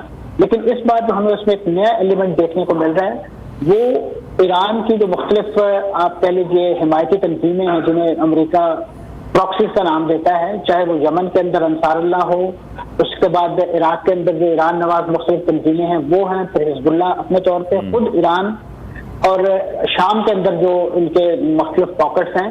یہ تمام وہ محاذ ہیں کہ جہاں سے ایک کنسنٹریٹڈ جو ایفرٹ ہے وہ لگتا ہے اس بار کی جائے گی. اور ابھی اگر آپ نے ریسنٹلی دیکھا ہو تو کل رات جو ہے وہ امریکی ایک قتل ہوا ہے عراق کے اندر، وہ اسی نوعیت کا ایک حملہ تھا ان کی بیس پر کہ جس کے نتیجے میں ایک امریکی جو ہے وہ ہدف بنا ہے. تو یہ میں سمجھ رہا ہوں کہ اس وقت ایک کنسنٹریٹڈ آؤٹ ہوگی ان تمام محاذوں سے، اور اسی سے اس وقت یہ کھلبلی مچی ہوئی ہے تمام ورلڈ کیپٹلز کے اندر، خاص طور پہ جو ترقی یافتہ ممالک ہیں. اب آپ دیکھیے کہ اس کا فال آؤٹ جو ہے آپ کو پورے اکنامک میلٹ ڈاؤن کی شکل میں دیکھنے کو مل رہا ہے. اس وقت پورا سیل آف کا ایک دورہ ہے، چاہے وہ آپ کی بٹ کام کی کرنسی ہے یا اس کے علاوہ مختلف ورلڈ اسٹاک مارکیٹس ہیں، وہ ٹوٹلی کریش کرتی جا رہی ہیں کیونکہ ایک غیر یقینی صورتحال ہے. اور ایسے میں جو سرمایہ دار نظام ہے اور اس کے جو پروموٹرز ہیں وہ اپنی محفوظ جنتوں کی طرف سفر کے لیے اپنا تمام اثاثے جات جو ہیں، تمام چیزیں جو ہیں وہ فروخت کرتے ہوئے اور اس وقت مارکیٹ کو اور پوری دنیا کی جو اکانومی ہے اس کو ان شیمبلز کے اندر جو ہے وہ لے کر آ گئے ہیں. اور آپ دیکھ رہے ہیں کہ اس جنگ کا میں سمجھتا ہوں جو لانگ ٹرم افیکٹ ہے وہ آج اس اکنامک میلٹ ڈاؤن کی شکل میں دیکھنے کو مل رہا ہے. اور یہی وجہ ہے کہ اس وقت یہ تمام ترقی یافتہ ممالک اس جنگ کے خاص طور پہ جو اثرات ہیں، جو ہیٹ ہے وہ محسوس کرنے لگے ہیں. اور یہ ایک امید بھی ہے ایسے سینیریو کے اندر کہ شاید اب کیونکہ ان کے اپنے مفادات پہ ضرب لگ رہی ہے، چاہے وہ معاشی ہے، جو عسکری ہے، تو شاید اب ان کو کوئی ہوش کے ناخن آئے اور وہ فلسطینیوں کے جو مسائل اور مسائل جو ہیں اس کو کمی لانے کے لیے اپنا لیکن منصور صاحب ہم نے جب دیکھا کہ اسرائیل کی طرف سے جب اٹیک کیا گیا، اسماعیل ہنیہ کو شہید کیا گیا اور ایران کا ایک بڑا سالڈ سٹیٹمنٹ سامنے آیا کہ اب اس تمام تر واقعے کا بدلہ لیا جائے گا، تو امریکہ کی بھی سٹیٹمنٹ آئی تھی جس میں امریکہ نے کہا تھا کہ اگر ایران ریٹیلیٹ کرے گا، دوبارہ سے حملہ کرے گا تو پھر وہ امریکہ اسرائیل کا ساتھ دے گا. حالانکہ جو کارروائی کی گئی، بہت سے حلقے یہ بھی کہتے ہیں کہ امریکن انٹیلیجنس کے بغیر تو یہ ممکن نہیں ہے جو اسماعیل ہنیہ کی شہادت ہوئی. اس میں کوئی شک نہیں جی، یہ بہت ہی ایک یونیفائڈ قسم کی ایکٹیویٹی تھی کہ جس میں جو اس بات کو بھی رول آؤٹ نہیں کیا جا رہا کہ اس میں کوئی مقامی ایرانی ایجنٹ جو ہیں وہ استعمال ہوئے ہوں، اور ان کو موساد نے جس طریقے سے ماضی میں خاص طور پہ ایران کے اندر جو ان کے نیوکلیئر سائنٹسٹ تھے ان کو جب ایک آرٹیفیشیل انٹیلیجنس کے ذریعے چلائی جانے والی مشین گن ہے اس کا نشانہ بنایا، اور اسی طریقے سے دیگر جو وہ ماضی میں کاروائیاں کرتا رہا ہے. تو موساد کا ایک نیٹ ورک یقیناً اس کی ایک دھاک اور اس کا ایک طریقہ کار جو ہے وہ دنیا بھر میں مسلمہ ہے، لیکن وہ امریکی ٹیکنالوجی اور خاص طور پہ اسماعیل ہنیہ صاحب کے شہادت کے حوالے سے جو اکوپمنٹ استعمال ہوا ہے اس کے بارے میں یہی اس وقت بات تیقن کے ساتھ کہی جا رہی ہے. اگرچہ مغربی میڈیا خاص طور پہ امریکہ اور برطانوی میڈیا نے اس تفتیش اور تحقیق کا رخ موڑنے کے لیے اس نوعیت کی کہانیاں گھڑی تھی کہ جس میں نامعلوم ذرائع کے حوالے سے یہ بات بڑے شد و مد سے کہی جا رہی تھی کہ یہ جو اسماعیل ہنیہ صاحب کو شہید کیا گیا یہ بم ان کے کمرے میں 2 ماہ پہلے نصب کر دیا گیا تھا. تو اس نوعیت کی باتیں صرف اور صرف اس حقیقت کو چھپانے کے لیے کی جا رہی تھی کہ جو اس وقت پاسدارانہ انقلاب کی جو بیسک انکوائری ہے اس کے نتیجے میں سامنے آئی ہے کہ یہ ایک پرسائزلی گائیڈڈ میزائل تھا جو یقیناً اس بلڈنگ کی پریمیسز سے باہر میں فائر کیا گیا تھا، اور اس کے نتیجے میں جو ہے یہ ہلاکتیں ہوئی ہیں. اس میں بنیادی طور پہ اسرائیل کور کرنا چاہ رہا تھا اپنے آپ کو کہ ہم نے کسی ملک کی سوورینٹی یا اس کی سرحدی جو سرحدات ہے اس کی خلاف ورزی نہیں کی ہے. یہ جو انٹرنل کوئی ایکٹ ہے، کسی نے انٹرنلی جو ہے یہ ایکٹیویٹی کی ہے اور یہ ایران کی اپنی سرزمین سے یہ ہوا ہے. تو اس نوعیت کی جو سازشی تھیوریاں ہیں خاص طور پہ مغربی میڈیا کے ذریعے اس وقت پھیلا کے اس کی تفتیش کا حقیقی معنوں میں جو رزلٹ سامنے آنا ہے اس کو خراب کرنے کے لیے، اس کو مشکوک بنانے کے لیے جو ہے یہ ایکٹیویٹیز کی جا رہی ہیں. اور یہی وجہ ہے کہ اب امریکہ جو ہے اس وقت جو جواب اسرائیل کو دینے چاہیے وہ اسرائیل دینے کے بجائے وہ اس وقت امریکہ دے رہا ہے، پروپیگنڈا کر رہا ہے، کیونکہ امریکہ پہ تو کسی نے الزام نہیں لگایا، لیکن وہ چور کی گاڑی میں تنکے والی بات ہے، کیونکہ انہیں پتا ہے کہ ہماری مدد، ہماری انٹیلیجنس جو گیدرنگ، اس کے بغیر جو اسرائیل جو ہے وہ کم از کم ایران کے اندر اس نوعیت کی ایکٹیویٹی نہیں کر سکتا۔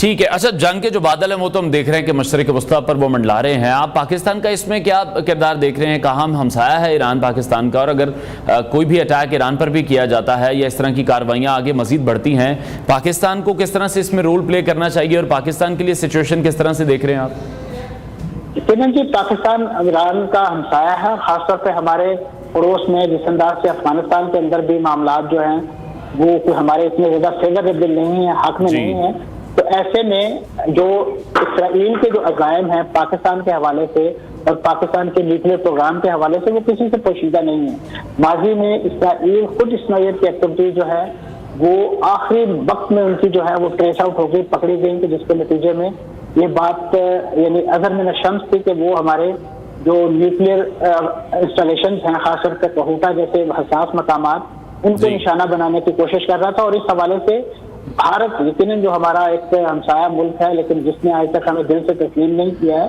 وہ اس وقت بھی اگر آپ دیکھیں جن ملکوں نے جو رد عمل ظاہر نہیں کیا گیا ہے ان میں جو میں سمجھتا ہوں ہمارے پڑوس میں جو ملک ہیں، خاص طور پہ ایک تو انڈیا کی طرف سے کوئی سرکاری رد عمل اس معاملے میں نہیں سامنے آیا، اور اسی طریقے سے بنگلہ دیش سے بھی کوئی رد عمل نہیں آیا، اور بڑے دکھ سے کہنا پڑتا ہے کہ کچھ اسلامی ملکوں نے بھی اس مسئلے پر جو ہے وہ چپ سادھے رکھی ہے۔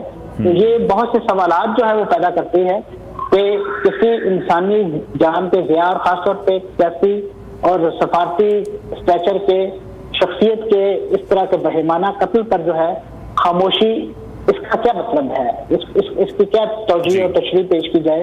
تو جہاں پہ آپ 6000 کلومیٹر دور صومالیہ میں ہونے والے کسی ہوٹل میں بم دھماکے پر تو اپنا رد عمل جو ہے وہ 2 گھنٹوں کے اندر جاری کر دیتے ہیں، آپ کے بالکل ایسا ملک جس کے ساتھ آپ کے سفارتی اور بہت سارے ریپروچمنٹ کے معاملات، بالکل یہ جو ڈبل سٹینڈرڈز ہیں وہ ہم دیکھ رہے ہیں تمام ممالک کی جانب سے۔ بہت شکریہ ماہر امور مشرق وسطیٰ منصور جعفر صاحب ہمارے ساتھ ان کانورسیشن تھے۔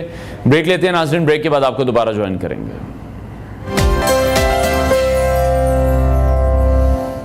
Welcome back to new Pakistan. ناظرین، ہم سبھی جانتے ہیں کہ ملک بھر میں بجلی کی قیمتوں میں حالیہ برسوں کے دوران نمایاں اضافہ ہو چکا ہے، اور اب کم یونٹ استعمال کرنے پر بھی بجلی کا بل بہت زیادہ آ رہا ہے۔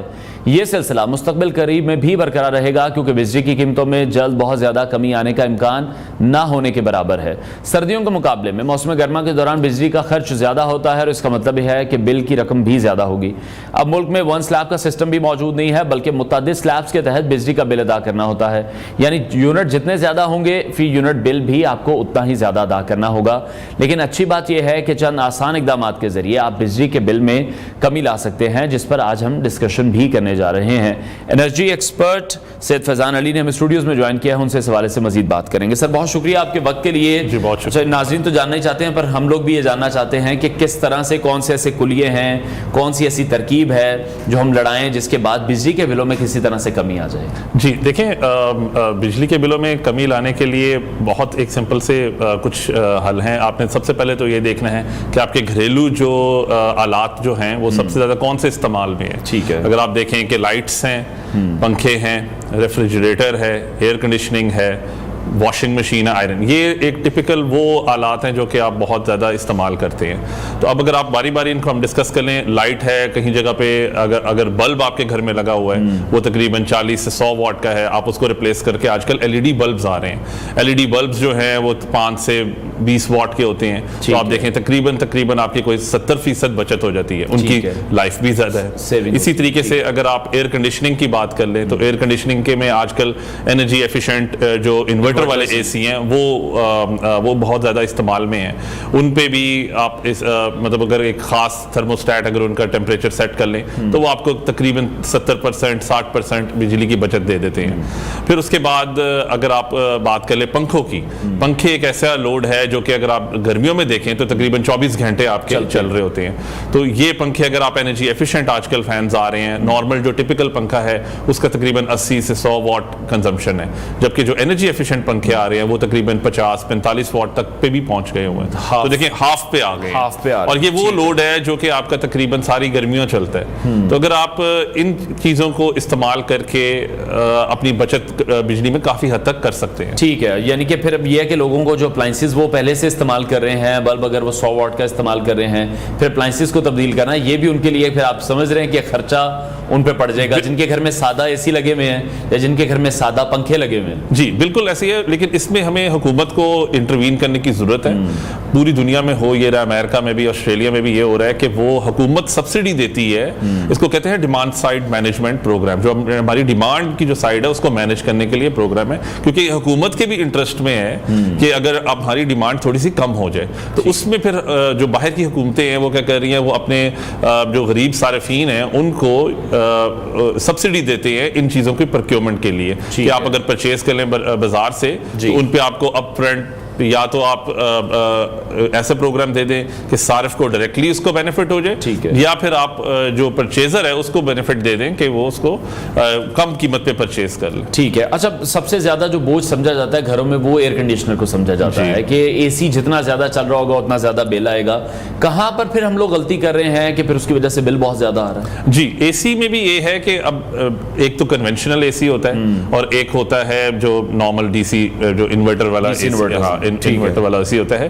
अच्छा, इन्वर्टर वाले एसी में भी लोग चला तो लेते हैं, लेकिन फिर उनके ज़हन में यही होता है कि चल रहा है तो इसको बंद किया जाए, हर आधे घंटे बाद बंद करके दोबारा उसको ऑन करते हैं। तो जब उसकी स्टार्टिंग जो करंट है वो उतना ही होता है 1500-2000 वाट से ही शुरू होता है, एम्पेयर उसके ज़्यादा होते हैं। तो हम क्या करते हैं कि हम बेशक कन्वेंशनल से तो इन्वर्टर वाले एसी पे तो आ जाते हैं, लेकिन हम हर 1 घंटे बाद उसको बंद कर देते हैं, ऑन और ऑफ करते जब हम उसको दोबारा चलाते हैं तो वो फिर स्टार्टिंग से 2000 वाट ही लेता है, तो कमरे का जो टेम्परेचर है वो मेंटेन नहीं हो पाता। तो एसी जो इन्वर्टर वाला एसी है उसको चलाने का बेहतरीन हल ये है कि उसको आप एक खास हद तक उसके टेम्परेचर थर्मोस्टेट को सेट कर लें, फॉर एग्जांपल 24 से 26 डिग्री सेल्सियस पे आइडियल उसका टेम्परेचर सेट कर दें और उसको फिर एक लंबे अरसे के लिए चलाएं 2-4 घंटे के लिए, ताकि वो कम से कम अपनी जो उसका एम्पेयर रेटिंग है या पावर रेटिंग है उसकी इतनी कम हो जाए कि आपको बिजली का बिल इतना ज्यादा महसूस ना हो। ठीक है। अच्छा, अब मसला ये आ रहा है कि लोग तो बचत कर रहे हैं, लोग इन तमाम चीज़ों की तरफ भी जा रहे हैं, लेकिन जिस तरह से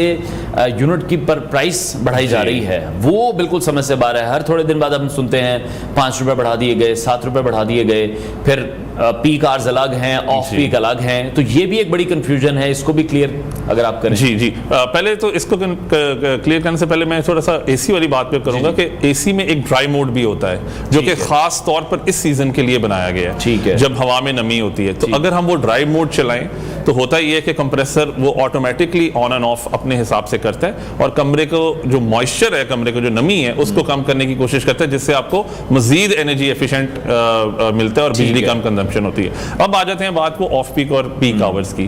पहले तो ये समझ लें ऑफ पीक और पीक आवर्स है क्या। जो पीक आवर्स हैं वो साल में 4 सीजन्स हैं, उन 4 सीजन्स के हिसाब से वेरी करते हैं। दिसंबर, जनवरी और फरवरी में जो पीक आवर्स हैं वो 5 से 9 बजे तक हैं। इसके बाद जो शोल्डर मंथ्स आते हैं जिनको हम स्प्रिंग मंथ्स या ऑटम मंथ्स कहते हैं, वो आप कह लें कि मार्च, अप्रैल, मई और सितंबर, अक्टूबर, नवंबर, इनमें जो पीक आवर्स हैं ये 6 बजे से लेके 10 बजे तक हैं। और फिर जो गर्मियों का सीजन है उसमें 7 बजे से लेके 11 बजे तक है। ये पीक आवर्स इसलिए बनाए गए हैं, अगर आप गौर कीजिएगा कि ये जो सूरज गुरूब होने के बाद से जो है ना 4 घंटे वो हैं किसी भी सीजन्स में। तो इसकी वजह ये है कि जैसे ही सूरज गुरूब होता है तो आपको लाइटें और पंखे और आप मतलब नॉर्मली लोग घरों वापस आ रहे होते हैं घर से, तो उनको एसी और मतलब रिलैक्स रहने की एक जरूरत है, तो उसमें एकदम आपकी डिमांड बढ़ जाती है। तो उसको थोड़ा सा मैनेज करने के लिए गवर्नमेंट ने ये पीक आवर्स और पूरी दुनिया में इस चीज को फॉलो होते हैं। तो इनके अगर मद्देनजर रखते हुए अगर इन आवर्स में अगर आप अपनी इलेक्ट्रिसिटी की कंजम्पशन कम कर दें, या अगर एक फैमिली है वो किसी एक रूम में बैठ जाए ताकि कम से कम कंजम्पशन हो जाए, ये तकरीबन 4 घंटे के लिए, तो इससे आपको काफी हद तक बिल में बचत हो जाती है। आपको पीक आवर्स का रेट लगेगा, ऑफ पीक का नहीं। ठीक है। ऑल्दो अब पीक आवर्स और ऑफ पीक आवर्स में भी कोई बहुत ज्यादा फर्क नहीं है। कितना डिफरेंस अभी रह गया है? off peak میں تقریباً 7 روپے کا فرق ہے یہ, صرف 7 روپے, صرف 7 روپے کا. اگر آف پیک آورز اس وقت حکومت نے اس سال سے تقریباً 41 روپے ہے, تو پیک آورز 48 روپے ہیں. اور ٹیکسز اس کے بعد ٹیکسز اس کے بعد انفارچونیٹلی ایڈ ہوتے ہیں, جو کہ 30 چارجز ہیں, فیول ایڈجسٹمنٹ پرائسز ہیں, جہاں آئی پی پیز کمپنیز بجلی نہیں بھی بنا رہی, وہاں پر بھی انہیں پیمنٹس کی جا رہی ہیں, جو ایک اسکینڈل آج کل. بالکل. اب یہ ڈیمانڈ جو ڈیمانڈ سائڈ مینجمنٹ, جو انرجی ایفیشنسی کی طرف ہمیں جانے کا, یہ گورنمنٹ کا ایک بہت بڑا ریفارمز ایجنڈا بھی ہے. اس سے ہوگا یہ, اگر ہم سارے اپنی ڈیمانڈ سائڈ کو اسپیسیفکلی پیک آورز میں مینیج کر لیں, تو ہماری جو ڈیمانڈ پیک آورز کی ہے وہ تھوڑی سی کم ہو جائے گی. اس وقت گورنمنٹ کو ایڈیشنل کیپیسٹی لگانی پڑتی ہے یہ جو پیک آورز کی جو ڈیمانڈ ہے اس کو مینیج کرنے کے لیے, جو کہ بعد میں صبح کے ٹائم بالکل ڈائی ڈاؤن ہو جاتی ہے, اتنی زیادہ نہیں رہتی. تو وہ جو ایکسٹرا ہم کیپیسٹی لگاتے ہیں جو کہ باقی سارا دن نہیں رہتی, اس کے لیے پھر ہمیں مزید کیپیسٹی چارجز دینے پڑیں گے. لیکن جب ہم دوسری طرف مارکیٹس کو اگر دیکھیں تو جو کمرشل علاقے ہیں وہاں پر تو پیک آورز میں ہی کام ہونا ہے. اگر ہم مالز کی بات کر لیتے ہیں, شاپس کی بات کر لیتے ہیں, مارکیٹوں کو دیکھتے ہیں, تو وہاں پر تو پھر اس کا مطلب جو تاجر ہیں ان کے لیے تو بڑی مشکل ہے, وہ تو اپنا کاروبار بند نہیں کر سکتے. بالکل. انفارچونیٹلی آپ نے غور کیا ہوگا, کوئی پلاننگ نہیں ہے. ہاں, اس انفارچونیٹلی میں یہی آپ کو بتا رہا ہوں کہ آپ نے نوٹ کیا ہو کہ حکومت نے کئی دفعہ مارکیٹوں کو جلدی بند کرنے کی کوشش کی ہے, لیکن انفارچونیٹلی ہمارا جو معاشرہ ہے, جو یا ہمارا جس ماحول میں ہم رہتے ہیں, ہمیں عادت ہے کہ ہم 8 بجے یا 7 بجے کے بعد ہی شاپنگ کے لیے نکلتے ہیں. تو حکومت نے تو اس پہ کوشش کی ہے, لیکن انفارچونیٹلی وہ کامیاب نہیں رہ پائے. لیکن اس میں اگر ہم آگے مزید اس پہ اگر ہم فارورڈ جائیں تو کہیں نہ کہیں اس چیز کو مینیج کرنے کی ضرورت ہے, اور اسی لیے ریفارمز ایجنڈا پہ بھی کام ہو رہا ہے کہ اس کو کس طریقے سے مینیج کیا جائے. ٹھیک ہے. اچھا, یہ تو کچھ وہ طریقہ کار ہو گئے جس کے تحت ہم اپنے بل کو بچا سکتے ہیں. ایک جو آج کل ہم دیکھ رہے ہیں کہ دھڑا دھڑ گھروں میں سولرز لگ رہے ہیں, اس حوالے سے آپ کیا گائیڈ کرنا چاہیں گے کہ جو سولر پینلز ہیں, سولر انورٹرز ہیں, یہ کتنے کو ایفیشینٹ ہیں گھروں کے لیے, کتنی سیونگ ہم ان سے کر سکتے ہیں؟ جی, یہ تو بہت ہی زیادہ ایفیشینٹ اس وقت ہوئے ہیں. اور اگر پرائس کی بات کی جائے تو پرائس کی تو اس وقت جو مسلسل پچھلی ہسٹوریکلی لو لیول پہ آئے ہوئے ہیں, اراؤنڈ 36-37 روپیز پر واٹ پہ پینلز آئے ہوئے ہیں. انورٹرز بھی ابھی مزید سستے ہوئے ہیں, جس کی وجہ سے اگر آپ دیکھ رہے ہیں کہ لوگ اس کو مزید دھڑا دھڑ لگا رہے ہیں سولر پینلز کو. ٹھیک ہے. انہی سولر پینلز کے ساتھ اگر جو میں نے آپ کو پہلے انرجی ایفیشنسی کی تھوڑی سی ٹیکنیکس بتائی ہیں, تو آپ اپنا بل کافی حد تک زیرو بھی کر سکتے ہیں, اور اس سے بہت زیادہ آپ کو فائدہ ہوگا. سولر پینلز کا یہ ہے کہ اس وقت جو نیٹ میٹرنگ کی رجیم گورنمنٹ نے لانچ کی ہوئی ہے,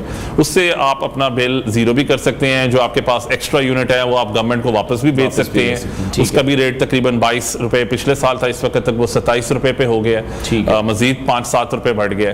تو یہ حکومت, یہ عوام کے لیے ایک بہت بڑا پلس پوائنٹ ہے کہ وہ سولر پہ اڈاپشن پہ جائیں ایز سون ایز. ٹھیک ہے. لیکن دوسری طرف ہم نے یہ بھی دیکھا کہ اس سال جتنے بھی حکومتی وزراء تھے, کچھ ہنٹس ان کی طرف سے دیے گئے کہ شاید سولر پر بھی کوئی پابندی ہوگی یا سختی ہوگی, کہ اگر لوگ اتنی بجلی بنانا شروع کر دیں گے تو جو ہم سسٹم میں بنا رہے ہیں, جو آئی پی پیز کے ساتھ ہمارے معاہدے ہیں, وہ ہم کس کو بیچیں گے؟ جی, لیکن اب دیکھیں, یہ تو ایک مارکیٹ کا فینومنا ہے. اگر ایک طرف سے ایک چیز مہنگائی ہو رہی ہے, تو حکومت جو عوام نے اس نے سکھ کا سانس لینے کے لیے کسی اور چیز کی طرف تو ریورٹ کرنا ہی ہے. تو اس میں اگر ان کو لاس بھی ہو رہا ہے تو, لیکن اب حکومت نے جو عوام ہے اس نے تو کسی طرف جانا ہے. عوام اس وقت بہت زیادہ بیٹریز والی سائڈ پہ بھی شفٹ کر رہی ہے کہ وہ پیک آورز کی طرف, جب سولر ایک دفعہ چلا جاتا ہے تو وہ جب دوبارہ گرڈ پہ آتے ہیں اور اپنی پیک آور کنزمپشن کو بڑھاتے ہیں, تو اس کو کیٹر کرنے کے لیے عوام اس وقت بیٹریز کی سائڈ پہ بھی بہت زیادہ توجہ دے رہی ہے کہ ہم 4-5 گھنٹے کے لیے بیٹریز انسٹال کریں اور اپنے پیک آورز کی کنزمپشن کو زیرو کر دیں. ٹھیک ہے. اچھا, سولر کے اس پروسیس کے بعد ہم دیکھتے ہیں کہ سب سے اہم جو ہے وہ ہے نیٹ میٹرنگ, اور نیٹ میٹرنگ کی بھی اب کاسٹ ہم دیکھتے ہیں. اگر آپ نے گھر میں بھی کوئی سیٹ اپ لگوانا ہے تو 1 سے 1.25 لاکھ روپیہ وہ فیس لی جا رہی ہے, جس میں کچھ ادارے ملوث ہو چکے ہیں لیسکو واپڈا کے ساتھ. اگر ہم دیکھیں پنجاب کی اگر ہم بات کر رہے ہیں, تو یہ اتنی فیس زیادہ کیوں ہو چکی ہے؟ ایک گرین میٹر لگ رہا ہے, اس کے لیے ایک فائل دی جا رہی ہے, لیکن وہ جو اوپر کے پیسے ہیں وہ کافی لوگوں کی جیبوں میں جا رہے ہیں. جی, بس اب یہ ایک انفارچونیٹ ریالٹی ہے. جیسے اگر آپ نیٹ میٹرنگ کا پروسیس کی بات کریں تو اس کی تقریباً 50 سے 60 ہزار روپے کی قیمت ہے. بالکل, کیونکہ میٹر کی کاسٹ تقریباً کوئی 40 ہزار روپے کے قریب میٹر کی کاسٹ ہے, کچھ فائل بنانے کی کاسٹ ہے, کچھ ڈیمانڈ نوٹس کی کاسٹ ہے.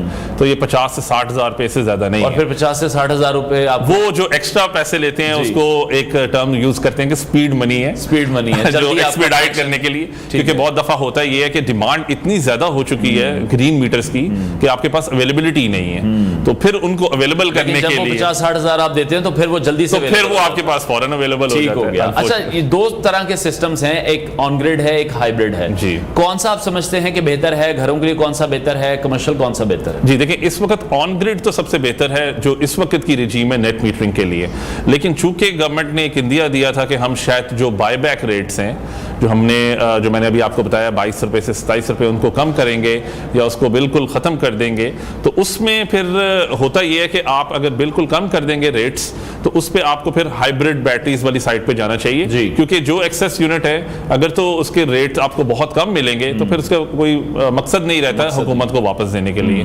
تو اٹ از مچ بیٹر کہ آپ نے جو ایکسٹرا یونٹس حکومت کو دینے وہ آپ بیٹریز میں اسٹور کر لیں اور اپنے جو دوسرا جو اپنے شام کے ٹائم آپ استعمال کر دیں.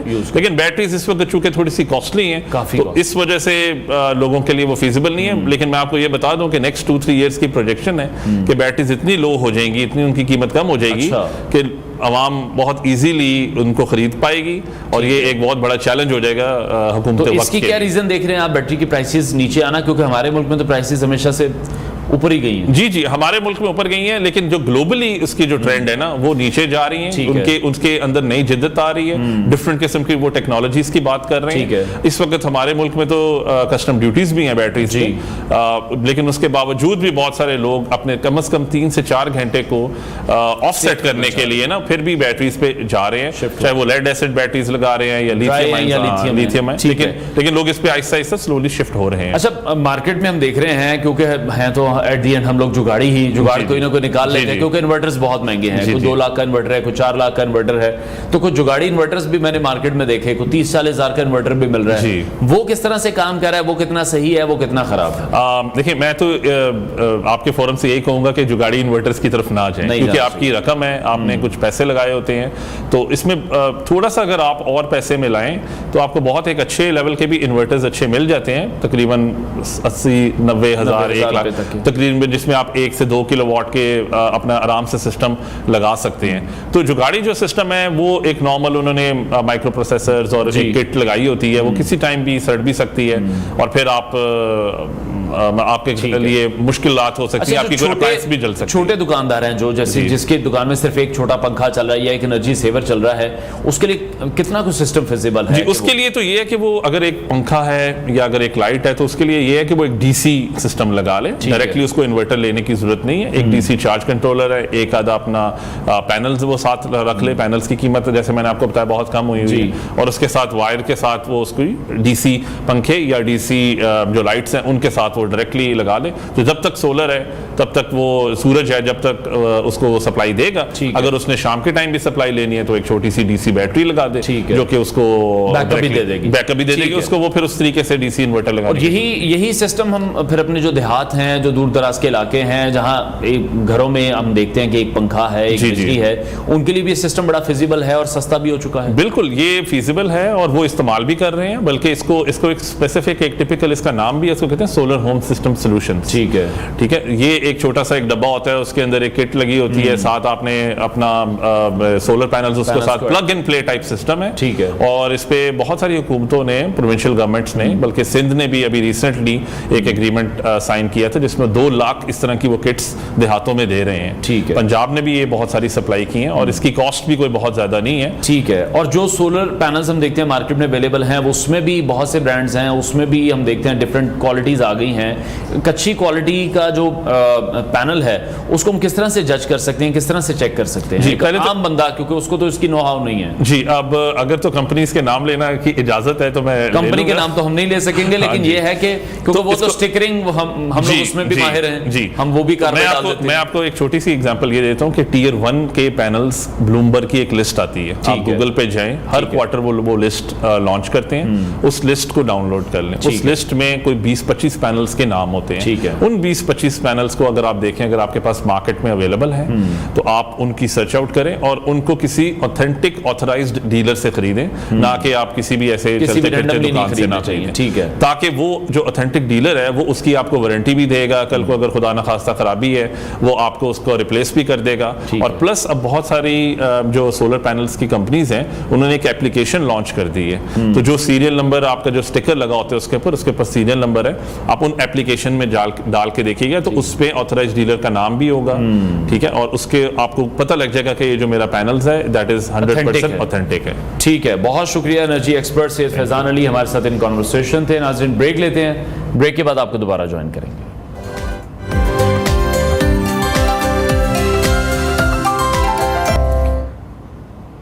Welcome back to new Pakistan. ناظرین, گورے رنگ کی قدر و قیمت کسی بھی زمانے میں کم نہیں ہوئی. پرانے زمانے میں خواتین رنگ گورا کرنے کے لیے مختلف اشیاء اور جڑی بوٹیوں کا استعمال کرتی تھی, لیکن جیسے جیسے زمانہ آگے بڑھتا گیا ویسے ویسے قدرتی چیزوں کی جگہ کیمیکل اور ملاوٹ شدہ اشیاء نے لینا شروع کر دی ہے. جہاں ایک طرف ان کے فوری فائدے ہیں تو وہیں دوسری طرف ان کے نقصانات بھی ہیں. جبکہ اس کے برعکس اگر آپ قدرتی اشیاء اور جڑی بوٹیوں کا انتخاب کرتے ہیں تو اس کے کوئی بھی منفی اثرات نہیں ہوتے, بلکہ یہ اندرونی اور بیرونی طور پر فائدہ ہی پہنچاتے ہیں. لیکن آج کے دور میں مسئلہ یہی ہے کہ ان قدرتی اشیاء اور جڑی بوٹیوں کو کیسے حاصل کیا جائے. نہ تو کسی کے پاس اتنا وقت ہے کہ وہ جنگلوں میں جا کر انہیں لائے, اور نہ ہی ہر کسی کو ان کی پہچان ہے. آج کے اس سیگمنٹ میں ہم آپ کو بتائیں گے کہ کیسے آپ اپنی روزمرہ کی جو غذائیں ہیں, قدرتی مشروبات ہیں, جوسز ہیں, فروٹس ہیں, ویجیٹیبلز ہیں, ان کے ذریعے گھر بیٹھے آپ اپنے جو سکن ہے اس کو بہتر بھی کر سکتے ہیں. اسی پر بات کرنے کے لیے ہمارے ساتھ موجود ہیں ہربلسٹ ڈاکٹر فیصل سید نے اسٹوڈیو میں جوائن کیا. ڈاکٹر صاحب بہت شکریہ آپ کے وقت کے لیے. آلویز پلیجر جناب. سر تھینک یو سو مچ. اچھا, سب سے پہلے تو میں جاننا چاہوں گا, ایک بہت زیادہ انسیکیورٹی ہم سب کو رنگ کو لے کر, خاص طور پر جو جتنے بھی ہم ایشین پیسیفک لوگ ہیں, پاکستان کی بات کر لیں, ہندوستان کی بات کر لیں یا بنگلہ دیش کی بات کر لیں, تو یہاں پر اتنی زیادہ انسیکیورٹی کیوں ہے اپنے کلر کو لے کر؟ اچھا, ایسے اگر اوور آل ہم دیکھتے ہیں تو پھر پوری دنیا میں ہی ہے. ٹھیک ہے. اب جو گورے ہیں وہ اپنے ٹیننگ کریمز لگا کے, آپ کو پتہ ہے بیچز پہ جاتے ہیں, دھوپ میں بیٹھتے ہیں تاکہ وہ تھوڑے سے ٹین ہو جائیں. ہم چاہتے ہیں کہ ہم تھوڑے سے گورے ہو جائیں. تو یہ شاید ایک انسانی فطرت ہے کہ جو اس کو ملا ہے وہ اس پہ اتنا خوش نہیں رہتا, اس کو کچھ الگ چاہیے ہوتا ہے. ٹھیک ہے. دوسری بات یہ ہے کہ یقیناً ہمارے معاشرے میں گورے رنگ کو تھوڑی سی ایکسٹرا اہمیت دی جاتی ہے. انفارچونیٹ ہے, میں اپنے کلینک پہ جو لوگ آتے ہیں ان کو سمجھاتا ہوں کہ بھائی اس سے نکلیں, اس سے نکلیں, ورنہ بچے اور بچیوں کی زندگیاں بڑی خراب ہو رہی ہیں. بالکل. لیکن انفارچونیٹلی وہی والی بات بار بار کہ ہمارا معاشرہ ایسا بن چکا ہے کہ اس میں ہمیں گورے رنگ کو تھوڑا سا پرائرٹی دی جاتی ہے. اب اس کے لیے کرتے کیا ہیں لوگ کہ بہت ساری ایسی کریمز, بہت ساری ایسی چیزیں استعمال کر لیتے ہیں جو پھر بعد میں ان کے لیے نقصان کا باعث بنتی. ٹھیک ہے. اچھا, فوری رزلٹ تو پھر انہیں مل جاتا ہے, لیکن پھر لانگر رن میں ہم دیکھتے ہیں کہ اس کے پھر بہت زیادہ نقصانات ہیں. میں چاہوں گا اسپیسیفکلی آپ ضرور بتائیں, کیونکہ عام طور پر ہمارے ملک میں بہت عام ہے کہ آپ میڈیکل اسٹور پہ گئے ہیں, آپ نے رنگ گورا کرنے والی کریم لے لی ہے وداؤٹ اینی پرسکرپشن, ڈاکٹر کی کوئی اس میں ایڈوائس نہیں شامل ہے, اور میڈیکل اسٹور جو وہاں پر کاؤنٹر کے اس پر جو انسان کھڑا ہے وہ اپنے آپ میں اتنا ایکسپیرینسڈ ہے کہ وہ آپ کو خود سے ہی سب کچھ گائیڈ کر دیتا ہے. اچھا دیکھیں, اب اس میں اوور دی کاؤنٹر تو کریمز ہیں جس کے لیے کوئی بھی ہمارے لاز نہیں ہیں, آپ لے سکتے ہیں. وائٹننگ کریمز جتنی بھی ہیں دو طرح کی آتی ہیں. ایک تو وائٹنگ کریمز وہ ہیں جس میں لیڈ مرکری وغیرہ ڈالی ہوئی ہوتی ہے. ٹھیک ہے. دوسری وہ ہے جو فارمولا کریمز کے نام سے بیوٹی پارلرز پہ اور سیلونز پہ مل رہی ہوتی ہیں. ٹھیک ہے. وہ 3-4 کریمز کو مکس کرتے ہیں, خواتین کو یا آدمیوں کو بھی, اب تو آدمیوں کو بھی اتنا ہی شوق ہے, میں تو یہی دیکھتا ہوں, تو ان کو دے دی جاتی ہے اور وہ ہفتے 10 دن میں یقیناً گورے بھی ہو جاتے ہیں, ان کا رنگ صاف ہونا شروع ہو جاتا ہے. لیکن ایک بات سمجھنی چاہیے کہ ہم ایکسٹرنلی تھوڑا بہت تو رنگ کو فرق کر سکتے ہیں, لیکن ہم جب تک اپنا میلانن جو اللہ تعالیٰ نے ایک پگمنٹ دیا ہے جی اس کو جب تک نہیں روکیں گے ہم انٹرنلی, اس وقت تک ہم ایکسٹرنلی بہت زیادہ کوشش کر کے بھی اپنے رنگ کو فیئر نہیں کر سکتے. ٹھیک ہے. اور اس کے سائیڈ افیکٹس کیا ہوتے ہیں, کیونکہ یہ کریم آپ کو آرٹیفیشلی وائٹ کر رہی ہوتی ہیں, تو پھر آپ کی اسکن تھن ہونا شروع ہو جاتی ہے, وینس نظر آنا شروع ہو جاتی ہیں, سینسٹیوٹی بڑھ جاتی ہے, اور ایون خدا نخواستہ کینسرز تک کی سچویشنز بن جاتی ہیں. ٹھیک ہے. اچھا, تو پھر جیسے آپ نے میلانن کی بات کی ہے کہ انٹرنلی بھی ہمیں سسٹم کو ٹھیک کرنے کی ضرورت ہے, تو پھر کون سی ایسی غذائیں ہیں, ویجیٹیبلز اگر ہم ذکر کر لیں یا ہم فروٹس کی بات کر لیں یا ان کے جوسز ہیں, ڈیلی روزمرہ کی جو کھانے کی چیزیں ہیں, ان پر رہ کر ہم کس طرح سے بہتری لا سکتے ہیں؟ اچھا دیکھیں, میلانن کو بہت زیادہ کنٹرول ہم نیچرلی نہیں کر سکتے. ٹھیک ہے. ٹھیک ہے. ایک पिगमेंट है जिसने डेली बेसिस पे बनना है और हमारे स्किन को कलर देना है, ठीक है। हाँ, इसको डेडली हद तक कंट्रोल किया जा सकता है bye so many other things. जैसे कि हमने देखा कि माइकल जैक्सन ने अपने आप को बिल्कुल गोरा करा लिया था, तो कहा यह जाता है कि उन्होंने मेलानिन को बिल्कुल डेड करवा लिया था, ठीक है। तो वो वाले जो प्रोसीजर्स हैं वो यकीनी तौर पे डेंजरस हैं, ख़तरनाक हैं, उसके बहुत ज़्यादा आफ्टर इफ़ेक्ट्स हैं। लेकिन हम नेचुरली अपने आप को थोड़ा सा 1-2 टोन लाइटर कर सकते हैं। वो ऐसे फ्रूट्स, ऐसे वेजिटेबल्स हम ले सकते हैं जिसमें एंटीऑक्सीडेंट्स बहुत ज़्यादा हों, ठीक है। एंटीऑक्सीडेंट्स वो विटामिन्स कहलाते हैं जो हमारे बॉडी में से टॉक्सिन्स को निकालते हैं, ठीक है, फ्री रेडिकल्स को निकालते हैं और हमारी जल्द के जो खुलियात हैं वो नए बनना शुरू होते हैं, खून अच्छा बनना शुरू होता है, जिगर अच्छा काम करता है, तो फिर हमारी जो रंगत है वो किसी हद तक बेहतर होना शुरू हो जाती है, ठीक है। उसमें अगर आप देखें तो जितने भी सिट्रस फ्रूट्स हैं या सिट्रस फ्रूट से हट के हम देखें कि विटामिन सी अगर है, ठीक है, जो आम में भी बहुत ज़्यादा है, कीवी में भी बहुत ज़्यादा है, लेमन में भी बहुत ज़्यादा है, ठीक है। तकरीबन विटामिन सी हमें तकरीबन हर फल में कुछ ना कुछ मिल जाता है, अमरूद में बहुत ज़्यादा है, ठीक है। तो ये वो वाले चीज़ें हैं जिसको आप इस्तेमाल करके कुछ अपने आप को बेहतर कर सकते हैं, ठीक है। इसके साथ साथ अपनी डाइट में से थोड़ा सा जो कार्बोहाइड्रेट्स हैं और शुगर है उसको माइनस कर दें, ठीक है। शुगर क्या करता है कि हमारा जो कोलेजन है, जो हमारी अच्छी चीज़ें हैं बॉडी में, उसके साथ बॉन्ड बनाता है, उसको टाइट करता है, उसको ब्रेक करता है, उसको बॉडी से निकाल देता है। तो वहाँ पे आके फिर आपकी स्किन डैमेज होना शुरू हो जाती है। इसीलिए कहते हैं कि अगर आपने स्किन अच्छी रखनी है तो चीनी का जो रिफाइंड शुगर है इसका इस्तेमाल तो बिल्कुल आपको ख़त्म करना चाहिए, ठीक है। तो रिफाइंड शुगर की जगह को मुतबादल भी आप बताएं, क्योंकि यहाँ तो लोगों का गुजारा नहीं है। मैं स्टेप बाय स्टेप खानों पर भी आऊँगा, जैसे आपने कहा कि हमें फ्रूट्स पे और वेजिटेबल्स पे रहना चाहिए, लेकिन यहाँ शुरुआत होती है निहारी से, पाए से। तो पहले तो अगर शुगर का जो अल्टरनेटिव है वो सबसे बेस्ट क्या है? शुगर का alternative as such frankly speaking कुछ भी नहीं है, ठीक है, ठीक है। हाँ, स्टीविया हो सकता है अगर हम बिल्कुल नेचुरल साइड पे जाते हैं, ठीक है। स्टीविया एक प्लांट बेस्ड मिठास है जिसको हम यूज़ कर सकते हैं, लेकिन वो अभी तक बहुत एक्सपेंसिव है, हर एक की पहुंच में नहीं है, ठीक है। दूसरी बात ये आ जाती है कि फिर हम कहते हैं कि अच्छा चलें आप गुड़ का इस्तेमाल कर लें या जो हमारी देसी शक्कर है उसका इस्तेमाल कर लें। एज सच कैलोरी वाइज दोनों एक जैसी हैं, रिफाइंड शुगर भी और गुड़ भी, लेकिन गुड़ में क्योंकि बहुत ज़्यादा रिफाइंड नहीं है तो उसमें हमें कुछ थोड़े से अच्छे अज्जा भी मिल जाते हैं, तो उसको हम कहते हैं कंपैरेटिवली रिफाइंड शुगर से कुछ बेहतर है, ठीक है। तो अगर आपने आहिस्ता आहिस्ता स्विच ओवर करना है तो रिफाइंड शुगर को छोड़ के फिर आप गुड़ की या फिर शक्कर की तरफ आए, और फिर मॉडरेशन जो है वो बहुत ज़्यादा ज़रूरी है। मॉडरेशन में फिर यकीनी तौर पर मतवाज़न ग़िज़ा की हमेशा बात की जाती है, और चीनी को अगर हम पूरे दिन की ज़रूरत देखें तो हमें 1 से 2 टेबल स्पून की ही ज़रूरत होती है पूरे दिन में, जो हम अपनी फ्रूट से भी ले सकते हैं। मतलब ज़रूरी नहीं है कि हमें यही शुगर चाहिए, ठीक है। हम फ्रूट्स जो खाते हैं उसमें भी तो शुगर है, वो भी हमारी बॉडी के लिए इनफ होती है, ठीक है। अच्छा, लेकिन कुछ क्रेविंग्स ऐसी हैं जो कि फिर फ्रूट से नहीं जाती हैं, फिर आपको होता है कुछ चॉकलेट ही खाएं या फिर कोई ऐसी चीज़ खाएं, यानी कि आर्टिफिशियल सोर्स से जो मीठा में मिलता है ना, वो तसल्ली, वो एक कैसा निज़ाम मौजूद है? वो तसल्ली नहीं, वो हमारी एडिक्शन होती है, ठीक है, ठीक है। वो हमारा गुड हार्मोन बनाती है और हमारा मूड बेहतर हो जाता है, तो उससे कि हमने लिंक कर दिया हर खुशी के मौके पे मीठा होना चाहिए, जी बिल्कुल, ठीक है। तो वो लिंक इस तरह से हुआ कि जो शुगर है वो मुंह में रखते ही हमारे जो गुड हार्मोन्स हैं वो एक्टिवेट हो जाते हैं और स्ट्रेस लेवल थोड़ा सा कम हो जाता है, तो हमारा मूड बेहतर हो जाता है। लेकिन ये क्रेविंग्स जितनी भी हैं इनको बहरहाल अगर आपने खूबसूरत रहना है और सेहतमंद रहना है तो इन क्रेविंग्स को तो कंट्रोल करना पड़ेगा, ठीक है।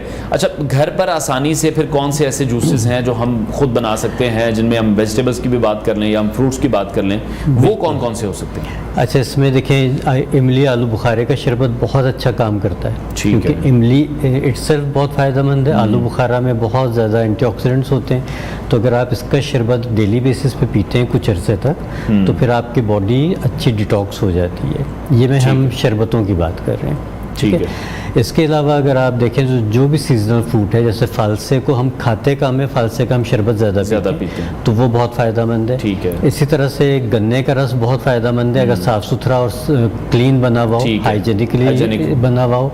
उसके अलावा नारियल पानी या कच्चा नारियल, ठीक है, ये दोनों चीज़ें बहुत पावरफुल एंटीऑक्सीडेंट्स हैं, ठीक है।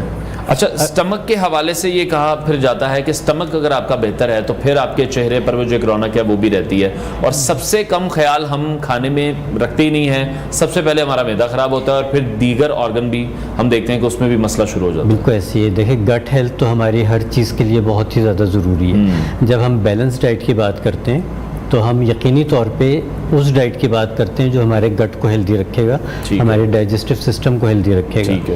جب وہ ہیلدی ہوگا تو یقیناً آپ کا پھر لیور بھی اچھا کام کر رہا ہوگا, آپ کے جو خوراک آپ نے استعمال کی اس کے نیوٹرینٹس آپ کے باڈی کا حصہ بن رہے ہوں گے, اور جو ایکسٹرا فضلہ ہے وہ اچھی طرح سے خارج ہو رہا ہوگا. مطلب آپ کو کانسٹیپیشن نہیں ہوگی, تب بھی آپ کی اسکن کے اوپر گلو آئے گا اور فریشنس آئے گی. ٹھیک ہے. اور جوسز جس طرح سے آپ ابھی بتا رہے تھے, کچھ مشروبات کا بتا رہے تھے, کچھ جوسز کا بتا رہے تھے, تو بیسٹ ٹائمنگ کیا ہے جو کہ سوٹیبل بھی ہو, کیونکہ ہم ٹائم بھی نہیں دیکھتے ہیں کسی چیز کے کھانے پینے کا؟ اچھا اس میں بہت ساری تھیوریز ہیں.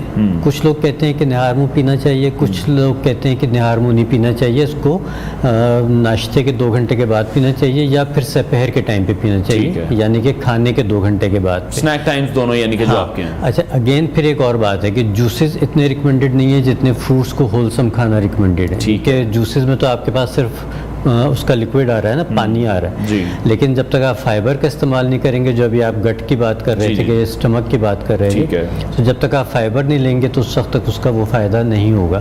تو بہتر یہ ہے کہ فروٹ کا استعمال کیجیے, جو بھی سیزنل فروٹ ہے اس کا استعمال کریں تو اس سے انشاءاللہ آپ کو بہت اچھا. ٹھیک ہے. اچھا شوگر کے جو مریض ہیں ان کے لیے بڑی پرابلم ہوتی ہے, ان کو بڑا سلیکٹو پھر ہو جانا پڑتا ہے کہ کون سا پھل کھائیں کون سا نہیں کھائیں, یا جس طرح سے مشروبات بھی ہیں کون سے پی سکتے ہیں کون سے نہیں پی سکتے وہ. اچھا مشروبات تو ان کو نہیں پینے چاہیے, کیونکہ ہر ایک میں کہیں نہ کہیں ہمارے پاس یہی چینی کا استعمال کیا جاتا ہے. ٹھیک ہے. اچھا چینی 2 وجہ سے استعمال کی جاتی ہے. ایک تو یہ اٹس اے پریزرویٹو ہے, کسی بھی چیز کو خراب ہونے سے روکتی ہے. ٹھیک ہے. دوسرا یہ ہے کہ یہ ظاہر سی بات ہے مٹھاس ذائقہ دینے کے لیے استعمال ہوتی ہے. تو جو بھی ہمارے شربت ہیں وہ تو شوگر پیشنٹس کے لیے بالکل نہ آئے. بالکل. اس میں سافٹ ڈرنکس بھی ہیں, پیک جوسز بھی ہیں, اور سب چیزیں آ جاتی ہیں. اچھا وہ کیا کھا سکتے ہیں؟ فروٹ, وہ کوئی سا بھی فروٹ کھا سکتے ہیں. ٹھیک ہے. اینی فروٹ, جن میں ایک فروٹ کی سرونگ وہ بڑے آرام سے لے سکتے ہیں, اور ایک فروٹ کی سرونگ ہم مانتے ہیں کہ 100 گرام سے 120 گرامز تک ہونی چاہیے. تو وہ آم بھی کھا سکتے ہیں, وہ کیلا بھی کھا سکتے ہیں, وہ کوئی بھی پھل کھا سکتے ہیں. اگین ماڈریشن میں, ماڈریشن میں 100 گرام 120 گرام تک وہ کھا سکتے ہیں, کے ساتھ ساتھ وہ اپنی باقی ڈائٹ کو بھی مینیج کرتے رہیں. ٹھیک ہے. اچھا ہمارا جو آج بیسک ٹاپک تھا وہ ذرا تھا کلر وائز, کہ کلر کو ہم کس طرح سے بہتر کر سکتے ہیں. بہت سے لوگوں کی خواہش بھی ہے کہ چلیں جی ہم کریمز پر نہیں جاتے ہیں, ہمیں کوئی ایسی چیزیں بتا دی جائیں کہ ہم اس کے تھرو رنگ کو بہتر کر لیں. جیسے گاجر کا جوس ہے, اس میں چقندر ایڈ کر دی جاتی ہے, اس میں مالٹا ایڈ کر دیا جاتا ہے تاکہ وہ سٹرس والا بھی ایک سارا پورشن کور ہو جائے, تو وہ بھی ہمارے کلر کو کسی نہ کسی طرح سے بہتر کرتا ہے. یہ جو یہ اے بی سی اس کو کہا جاتا ہے, اے بی سی جوس ہے, apple beetroot and carrot. ٹھیک ہے, تو یہ بالکل کرتا ہے. اچھا اگین وہی بات ہے, کمپلیکشن کو چینج نہیں کرے گا لیکن بہتر کر دے گا, 1-2 ٹون آپ کا لائٹ ہو جائے گا. ٹھیک ہے. اور اس میں ہمارے پاس اور بہت ساری چیزیں جیسے ہرے پتوں والی سبزیاں ہیں, ان کا استعمال کریں, ان کی اسموتھیز بھی پی سکتے ہیں, ان کو ایز اے سیلیڈ بھی آپ کھا سکتے ہیں. ٹھیک ہے. اور اس کے ساتھ چقندر بہت ہی اچھا ہے. چقندر کے علاوہ انار بہت اچھا ہے. ٹھیک ہے. انار کا جوس نہیں آپ نے پینا, انار کو آپ نے کھانا ہے. ٹھیک ہے. تو انار میں جو ایک آپ نے سنا ہوگا وائٹننگ کے لیے انجیکشنز لگائے جاتے ہیں گلوٹاتھیون کے, تو انار میں گلوٹاتھیون نیچرلی بہت زیادہ مقدار میں موجود ہے. ٹھیک ہے. تو جو لوگ انار کا استعمال زیادہ کرتے ہیں تو ان کا اسکن ٹون اچھا رہتا ہے. ٹھیک ہے. لیکن انہوں نے جوس نہیں پینا, انہوں نے انار کو کھانا ہے. انار کو کھانا ہے. لیکن پھر کچھ لوگوں کی کمپلین یہ ہے انار زیادہ کھانے سے پھر انہیں کانسٹیپیشن کے مسائل شروع ہو جاتے ہیں. اچھا پھر وہی بات ہے کہ زیادہ تو ہم نے کھانا ہی نہیں, ہم تو ماڈریشن کی بات ہمیشہ کرتے ہیں, آپ خود بھی کرتے ہیں, ہم بھی کرتے ہیں, آپ تو خود ہیلتھ کے سیکٹر سے ریلیٹڈ ہیں, تو اس لیے ماڈریشن کی ہی بات کی جاتی ہے. ایک انار سیزن میں کنسسٹنسی ہونی چاہیے, مستقل مزاجی از دا کی. ٹھیک ہے. آپ یہ نہیں ہو سکتا کہ آج آپ نے 6 انار کھا لیے اور اگلے 6 مہینے اگلے 6 مہینے آپ نے کھایا ہی. ٹھیک ہے. آپ نے ایک انار کھانا ہے, روزانہ کھانا ہے تو وہ آپ کو فائدہ دے گا. آپ نے ایک سیب کھانا ہے, روزانہ کھانا ہے تو وہ آپ کو فائدہ دے گا. ٹھیک ہے. تو یہ جو مستقل مزاجی ہے یہ بہت امپورٹنٹ ہے. ٹھیک ہو گیا. اچھا کیوی کے حوالے سے تھوڑا سا اسپیسیفکلی بتائیے گا. مہنگا فروٹ تو ہے, جیسے انار بھی اب بہت زیادہ مہنگا ہو گیا ہے, بٹ ان مہنگے فروٹس کی کچھ فائدے بھی ایکسٹرا فائدے ہیں. कीवी में कौन कौन से ऐसे एलिमेंट्स हैं कि वो हमारे लिए बड़े बेहतर हैं? अच्छा, कीवी अगेन जाना जाता है विटामिन सी के विटामिन सी, ठीक है। है। अच्छा, विटामिन सी हमें सिर्फ कीवी या कीवी जैसे फैंसी फ्रूट से नहीं मिलता, हमें बहुत सस्ती चीज़ में मिल जाता है जिसको हम कहते हैं आंवला। ठीक है, आंवला जो आम तौर पे हमें ताज़ा भी मिल जाता ठीक है। है और ड्राई फॉर्म में तो हर वक्त अवेलेबल होता है। और उसमें विटामिन सी की इतनी मकदार है कि 3 कीवी और 1 छोटा सा आंवला हो। अच्छा, ठीक है। ठीक है, तो अगर आप आंवले को ताज़ा लेके उसको फ्रीज कर सकते हैं तो वो आप खा सकते हैं पूरा साल। ठीक है। अदरवाइज आप ये सूखा वाला आंवला ले लें जो काला हो चुका होता है, इसको पिसवा के रखें ठीक है। और इसकी आधी चमची आप रोज़ाना लेना शुरू कर दें एलोवेरा जूस के साथ। एलोवेरा जूस मिल जाता है मार्केट में, एलोवेरा जूस के साथ इसकी आधी चमची लेना शुरू करें तो ये बेहतरीन आपके लिए काम करेगा स्किन वाइटनिंग के लिए और स्किन ब्राइटनिंग के लिए। ठीक है। अच्छा, स्किन वाइटनिंग और ब्राइटनिंग के लिए आजकल जो मार्केट में प्रोसीजर्स हैं, मैं चाह रहा हूँ वो भी आप लोगों को थोड़ा सा आगाह कर दें कि कौन से प्रोसीजर्स उनके लिए बेहतर हैं, कौन से नहीं बेहतर हैं। इसमें बहुत सारे इस वक्त मार्केट में जो डर्मेटोलॉजिस्ट हैं वो कर रहे हैं, ख़ासतौर से आईवी ग्लूटाथायोन और विटामिन सी का कम्बिनेशन लगाया जाता है। ठीक है। ठीक है। अच्छा, ग्लूटाथायोन मदर ऑफ एंटीऑक्सीडेंट्स कहलाता है, जैसे मैं शुरू में बात की थी कि एंटीऑक्सीडेंट्स बहुत ज़रूरी ठीक है, है। बिल्कुल। तो जब आप ग्लूटाथायोन का एक हाई डोज लगाते हैं बॉडी में आईवी के ज़रिए, मतलब वो डायरेक्ट आपके खून में शामिल हो रहा में है, इंजेक्ट। तो वो एक तो डॉक्टर की प्रिस्क्रिप्शन के और डॉक्टर के सामने लगवाइए, डॉक्टर से लगवाइए, ठीक है। किसी भी सैलून से जाके मत ये काम करवाइए। दूसरी बात ये है कि ये ज़रूरी नहीं है कि हर एक के लिए इफेक्टिव हो। ठीक है। ये 15 से 20 हज़ार का एक इंजेक्शन या एक आईवी बनती है, ठीक है। लेकिन ये 8-10 के बाद आपको शायद थोड़ा सा फ़र्क देना शुरू कर दिए, तो समझें कि आपकी एक हैवी इन्वेस्टमेंट है। उसके बाद भी कोई गारंटी नहीं है कि आपका रंग सफ़ेद होगा या बेहतर आपकी होगा, बॉडी टाइप के साथ वो सूट करे ना करे, फ़ायदा हो या ना हो। तो इसलिए आपको इन सब चीज़ों के ऊपर वर्किंग करके फिर अपनी स्किन टोन के हिसाब से उसको एडजस्ट करवाना चाहिए कि ये मेरे लिए फ़ायदेमंद है तो मैं इन्वेस्ट करूं, नहीं है फ़ायदेमंद तो इन्वेस्ट ना करूं। ठीक है। इसके अलावा फिर PRP आ जाती है, माइक्रो नीडलिंग आ जाती है, विटामिन सी के सीरम्स आ जाते हैं, वो बहुत अच्छे हैं। ठीक है। और कुछ और जैसे अल्फा-आर्ब्यूटिन है, आप देख सकते हैं कि सीरम्स में विटामिन सी के साथ अल्फा-आर्ब्यूटिन हो, नियासिनामाइड हो, ये सारे के सारे safe FDA approved skin brightening ingredients हैं जिसको आप इस्तेमाल कर सकते हैं। ठीक है, बहुत शुक्रिया हर्बलिस्ट डॉक्टर फैसल सैयद हमारे साथ इन कॉन्वर्सेशन थे। नाज़रीन, ब्रेक लेते हैं, ब्रेक के बाद आपको दोबारा ज्वाइन करेंगे।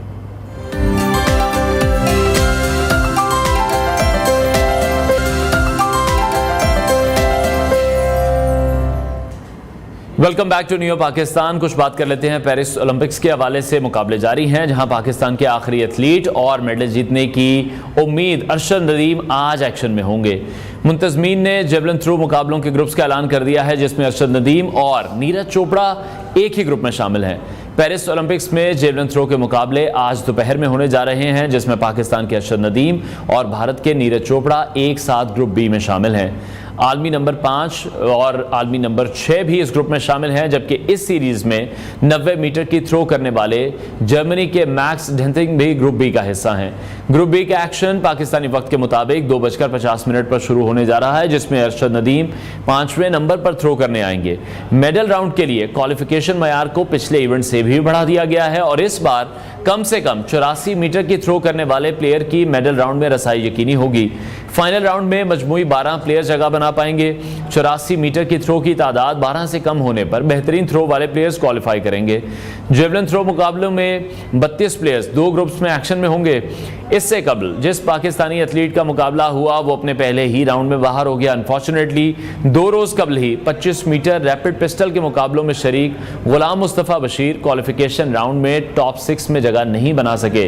तो यूं पेरिस ओलंपिक्स के लिए जाने वाले पाकिस्तान के 7 में से 6 खिलाड़ी खाली हाथ वतन लौटेंगे। सबसे पहले तो ये अनफॉर्चुनेट बात है कि 25 करोड़ के मुल्क में से सिर्फ 7 लोग हैं जो इस वक्त हमें पेरिस ओलंपिक्स में रिप्रेजेंट कर रहे हैं। तो हुकूमत को शायद इस तरफ भी देखने की ज़रूरत है, पाकिस्तान स्पोर्ट्स बोर्ड को इस तरफ भी देखने की ज़रूरत है। और अब इन 7 में से 6 लोग पाकिस्तान की जो मेडल के लिए जीतने के लिए गए थे वो खाली हाथ वतन लौटते हमें दिखाई देंगे और पाकिस्तान की मेडल के लिए जो तमाम तर उम्मीदें हैं वो अरशद नदीम से हैं जो आज जेवलिन थ्रो के इवेंट के इब्तदाई राउंड में और फाइनल में आने की सूरत में 8 अगस्त को हमें ایکشن میں دکھائی دیں گے تو بہت ہماری بیسٹ وشز ہیں ارشد ندیم کے لیے. اور ہم نے ہمیشہ سے دیکھا ہے کہ مقابلہ ارشد ندیم کا نیرج چوپڑا کے ساتھ ہی ہوتا ہے, اور اب دعائیں یہی کی جا رہی ہیں کہ ارشد ندیم جو ہیں وہ پاکستان کو گولڈ میڈل, پہلا جو گولڈ میڈل ہے وہ دلانے میں کس طرح سے کامیاب ہو جائیں. بیسٹ وشز ہیں ارشد ندیم کے حوالے سے. ہم پہلے بھی متعدد بار رپورٹ کر چکے ہیں کہ کتنے مشکل حالات میں وہ ٹریننگ کرتے رہے ہیں, اور سہولیات کے فقدان کی وجہ سے بھی ان کی جو ٹریننگ ہے وہ بڑی متاثر ہوتی رہی ہے. اور جس ایونٹ میں وہ پاکستان کو ہم دیکھتے ہیں کہ ریپرزینٹ کرتے دکھائی دیتے ہیں, تو پاکستانی حکومت کو بھی چاہیے کہ وہ سپورٹ کرتے دکھائیں ارشد ندیم کو بھی, اور ایسے تمام ایتھلیٹس کو جو پاکستان کا نام روشن کرنے کے لیے دن رات ہمیں محنت کرتے بھی دکھائی دیتے ہیں. اس حوالے سے ہم آگے بڑھتے ہیں, ایک اور نیوز آپ کے ساتھ شیئر کرتے ہیں. امریکی ایتھلیٹ ہیں جو کہ تمام تر قیاس آرائیوں کو دفن کرتے ہوئے اولمپک کی تاریخ کے سب سے سنسنی خیز مقابلے کے بعد 100 میٹر فائنل کی ریس جیت کر امریکہ کو 20 سال بعد اس شعبے میں گولڈ میڈل جتوا چکے ہیں. خبر رساں ایجنسی رائٹرز کے مطابق 27 سالہ امریکی نو لائلز نے 100 میٹر دوڑ کا فاصلہ 9.87 سیکنڈز میں عبور کر کے گولڈ میڈل اپنے نام کیا. اس مقابلے میں جمیکا کے کرسچن تھامس نے بھی چاندی, جبکہ امریکہ کے فریڈ کلر نے کانسی کا تمغہ جیتا. اس کامیابی کے بعد نو لائلز کی رفتار کے حوالے سے کی جانے والی تمام تر باتیں اور دعوے درست ثابت ہوئے ہیں. اس سنسنی خیز مقابلے کی اہمیت کا اندازہ اس بات سے لگایا جا سکتا ہے کہ اگر ریس 99 میٹرز کی ہوتی تو تھامسن چوتھی مرتبہ 100 میٹر دوڑ میں فتح کا جشن منا رہے ہوتے, لیکن برق رفتار لائلز نے اپنی فارم کو برقرار رکھتے ہوئے ماہرانہ انداز میں وقت پر فنشنگ لائن عبور کر کے اولمپک میڈل اپنے نام کر لیا ہے, اور زبردست کامیابی بھی ان کے نام رہی ہے. پروگرام کا وقت ناظرین ختم ہوا ہے. انشاءاللہ کل پھر آپ سے ملاقات کریں گے. اپنا بہت سارا خیال رکھیے, اجازت دیجیے, اللہ حافظ.